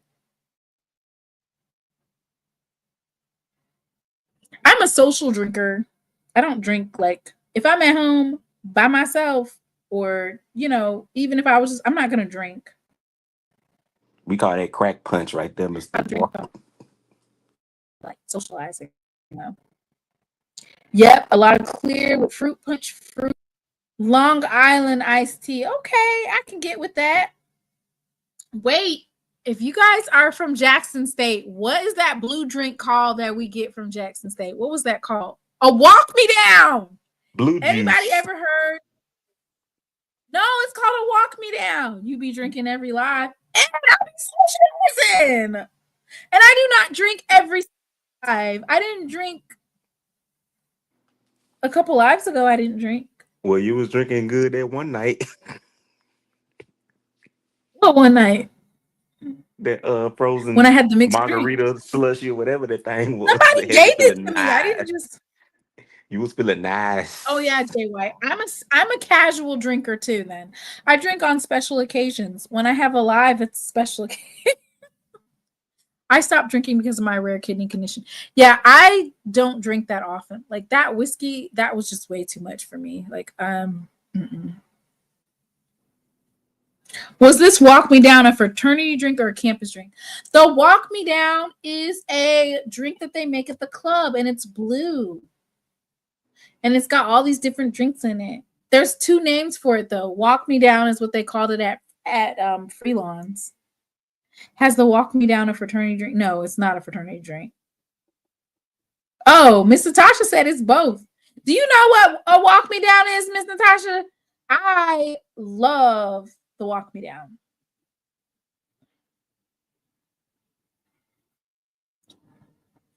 Anyway, Jay, why are you on mute? What do you have to say about FAMU has 7 buses and that's why they don't travel that much versus how many buses do the Boom got? Well, we travel on 7 buses too, but I Blue mean, motorcycle. Look, blue motorcycle, a blue MFer. It's the liquors in a Long Island, but has Sprite and blue. How do you say that? Because I'm gonna mess it up. what'd you say? How do you say that word? Curacao. Sirocco? I don't know. Curaçao. Not Ciroc, but Sirocco. I don't Curaçao. know. How do you say that word? I don't know.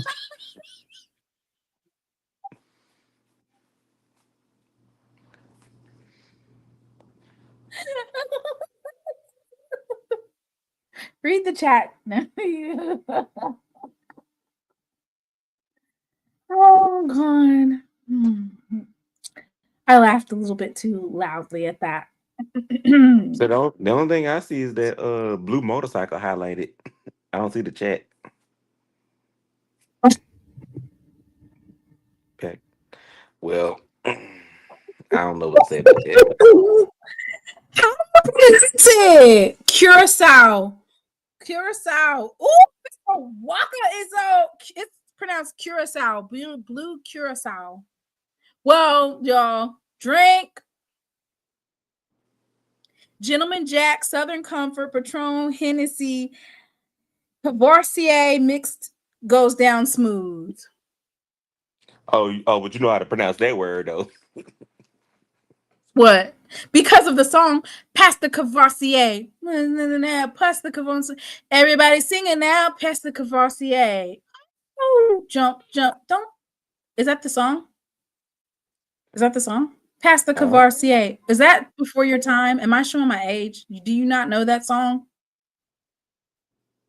I plead the fifth. Nephew, do you not know Pass the Cavassier? I plead the fifth. By Busta Rhymes? I plead the fifth. So you don't know. I'm showing my age over here talking about some Pass the Cavassier. That's the only reason why I know how to pronounce it.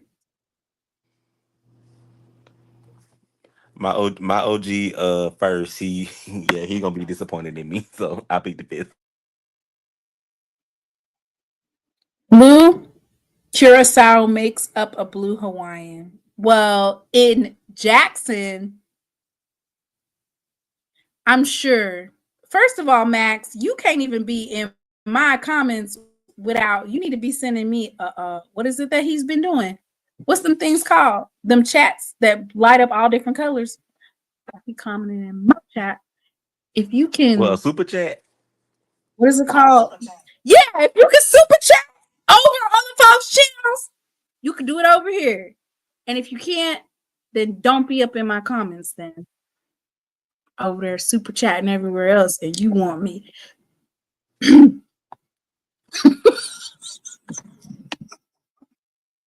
What's funny?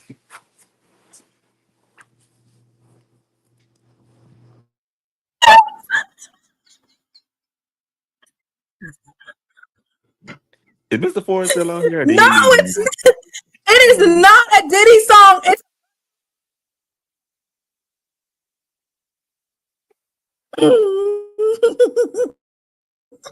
Well, it might have been written by Diddy. You don't never know. Pass the Cavassier is a Busta Rhymes song. Well, Diddy might have wrote it. Let me look it up. Ugh, nasty. Let me see. Pass the Cavassier. I'm pretty sure that's not a Diddy song. Pass the Cavassier is a song by Busta Rhymes. Everybody singing now. Pass the Cavassier. Written by who? Jump, Written by jump. who? Don't this hit my people on the jump. It says it's the American rapper Busta Rhymes featuring P. Diddy and Pharrell Williams. Oh, it was released in 2002. So Diddy was on it. Damn.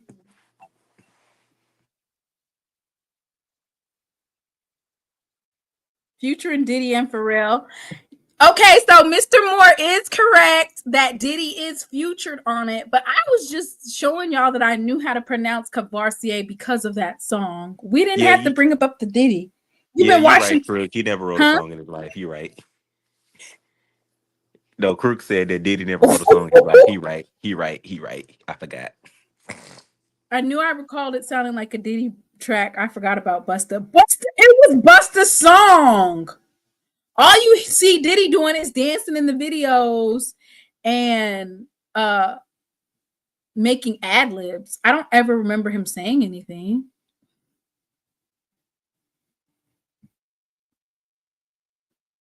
So let's not say Diddy. Let's just say what his name was at that time. At that time, I'm pretty sure his name was Puff Daddy.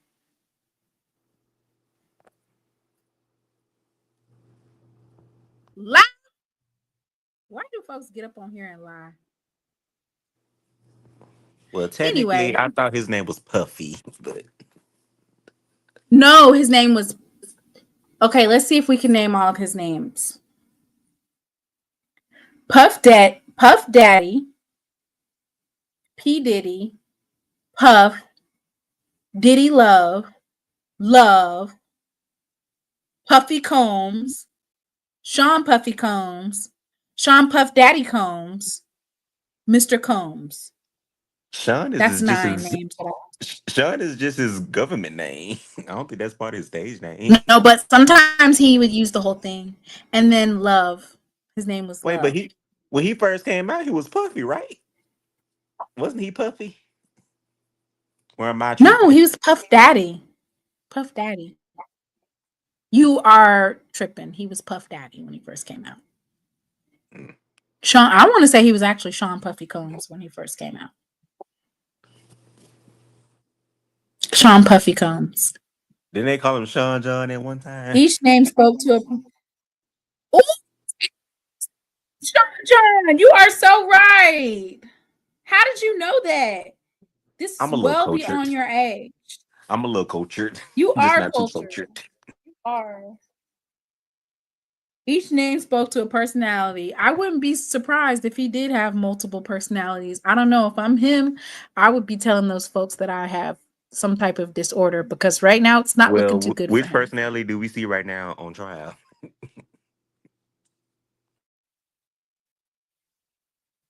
Huh? I said, which personality? The do we judge see on told him trial if he right don't now? stop looking. The one, the Joker one, the judge said, if you don't stop looking at the jurors like that, you're not going to be able to be in the courtroom.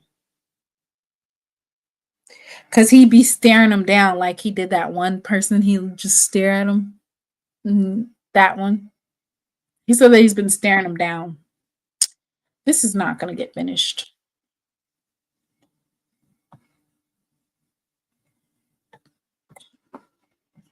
So anyway, I want everybody to have a blessed evening. Are you going to church tomorrow? Are you going to work? You got to work tomorrow? Or are you going to church? I don't work on Sundays. Oh. I might go to church tomorrow on TV. You know, turn on the TV and have church. Mr. Moore said that he was on a murder trial and the young person looked at him the entire trial. That is so scary. Oh, you had jury duty? Like you're getting ready to basically. I wonder if I ever get called The for jury outcome duty of this one day. person's life is. I hope not. I don't want to be called for jury duty. X me out. I don't want to do it. I don't want to sit on nobody's jury. Can we opt out of it? Or is it required? No, you cannot. You cannot. Bedside Baptist Church. So they can just call anybody to be on No. jury duty. Do you know what time it is? Do you know what time it is? It's 12:25. 12:26 now. Call it Bedside Baptist. The pastor, when I went inside the church, well, the reason why I went to the church is so that Braxton can go to children's church, because he doesn't like going to Nana's church because he said there's no kids. So we went to this other church. Nice church. And yeah. I like the church, but he said that we have online church. So you can go to online church. It just means you don't have to get dressed up. Like you can go to church in your birthday suit or in your pajamas. You can eat while listening to the word. You can eat while listening to the word. What? Did you just say birthday suit in church? I'll be snacking on my crab legs, listening to I said you don't have to get dressed. You can just sit there in your birthday suit and watch the services. You know, like if you're just laying in bed, you turn it on. No? Okay. And you can eat while listening. You can eat while listening. It starts at 10:30. I will be there. 10:25 sharp. I'll be there at church. I didn't know they call it Bedside Baptist, though. Was y'all calling it Bedside Baptist during COVID? Because we couldn't go to church during COVID. No, we still went to church. We just had our mask on, that's all.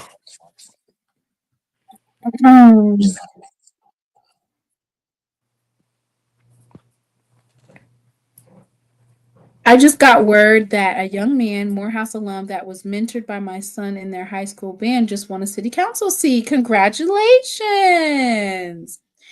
You don't know nothing about what that PS. Yes, I do, Miss Natasha. I do. I do. My head's a little cloudy right now, but tomorrow it won't be.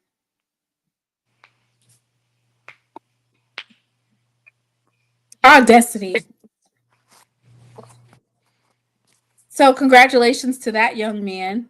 Who else is running for city council? We're gonna have some vacancies coming here soon, ain't it? Oh, I see your media passes in the background.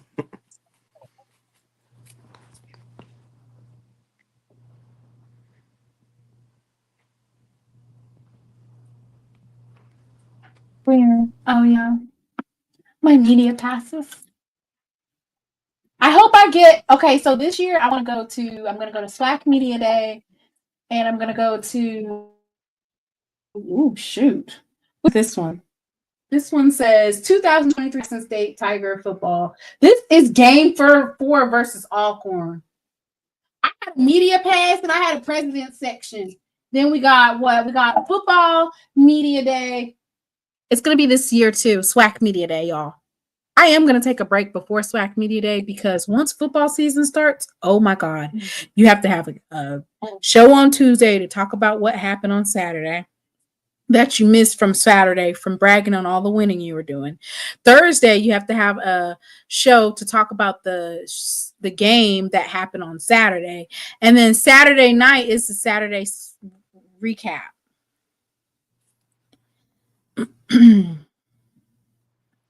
How good and pleasant it is for brothers and sisters to dwell together in unity. We dwell together, Edwin, in the chat, just like we're dwelling together right now in the chat. We're assembling in the chat, right, Jay? Aren't we kind of assembling right now? I don't know what's going on my phone. Oh, come, all ye faithful.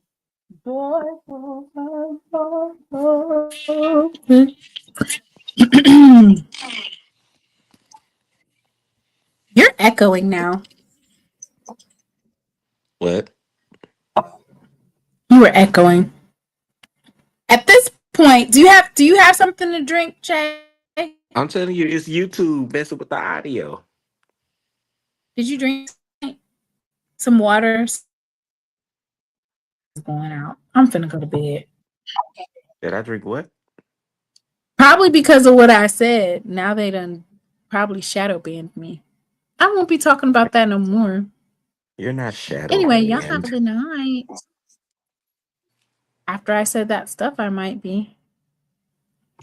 May the Lord watch between me and thee while we are absent, one from another. Good night. I've had some good days and some sleepless nights.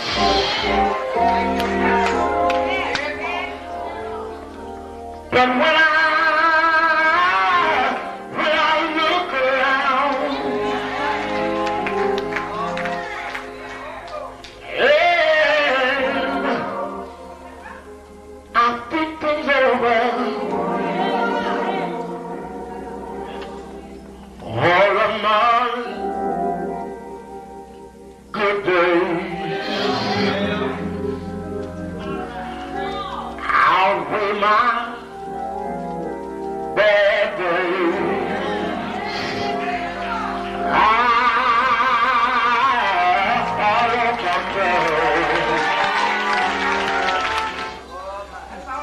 The clouds hang low.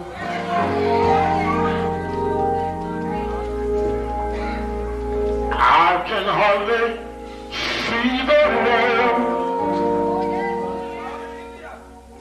I Bless the Lord. Lord, why so much pain?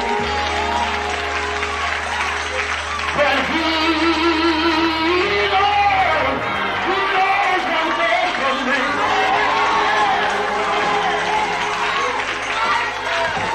Although my weary eyes, they can't see, so I'll just say, thank you, Lord.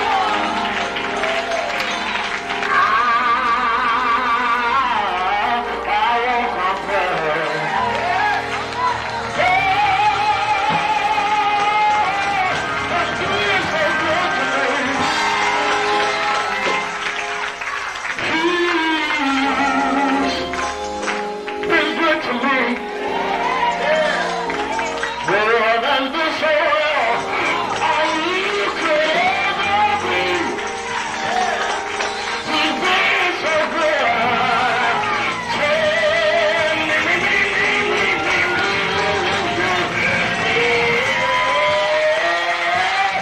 But He knows one thing for me.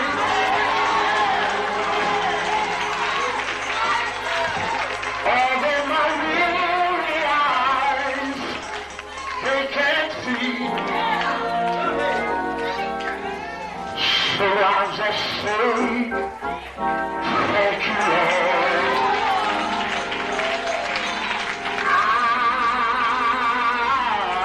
I won't complain.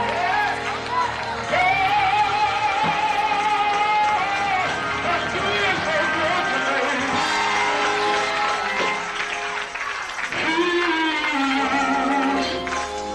He's been good to me.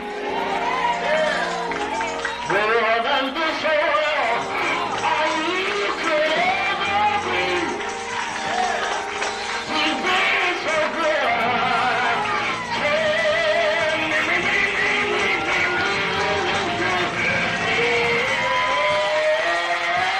And try all my children.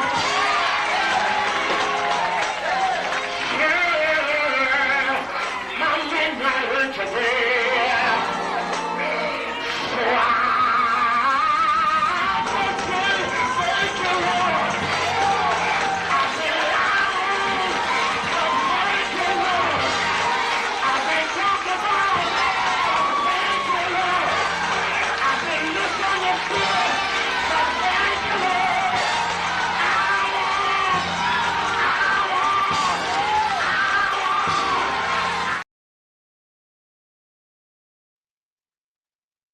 I won't complain.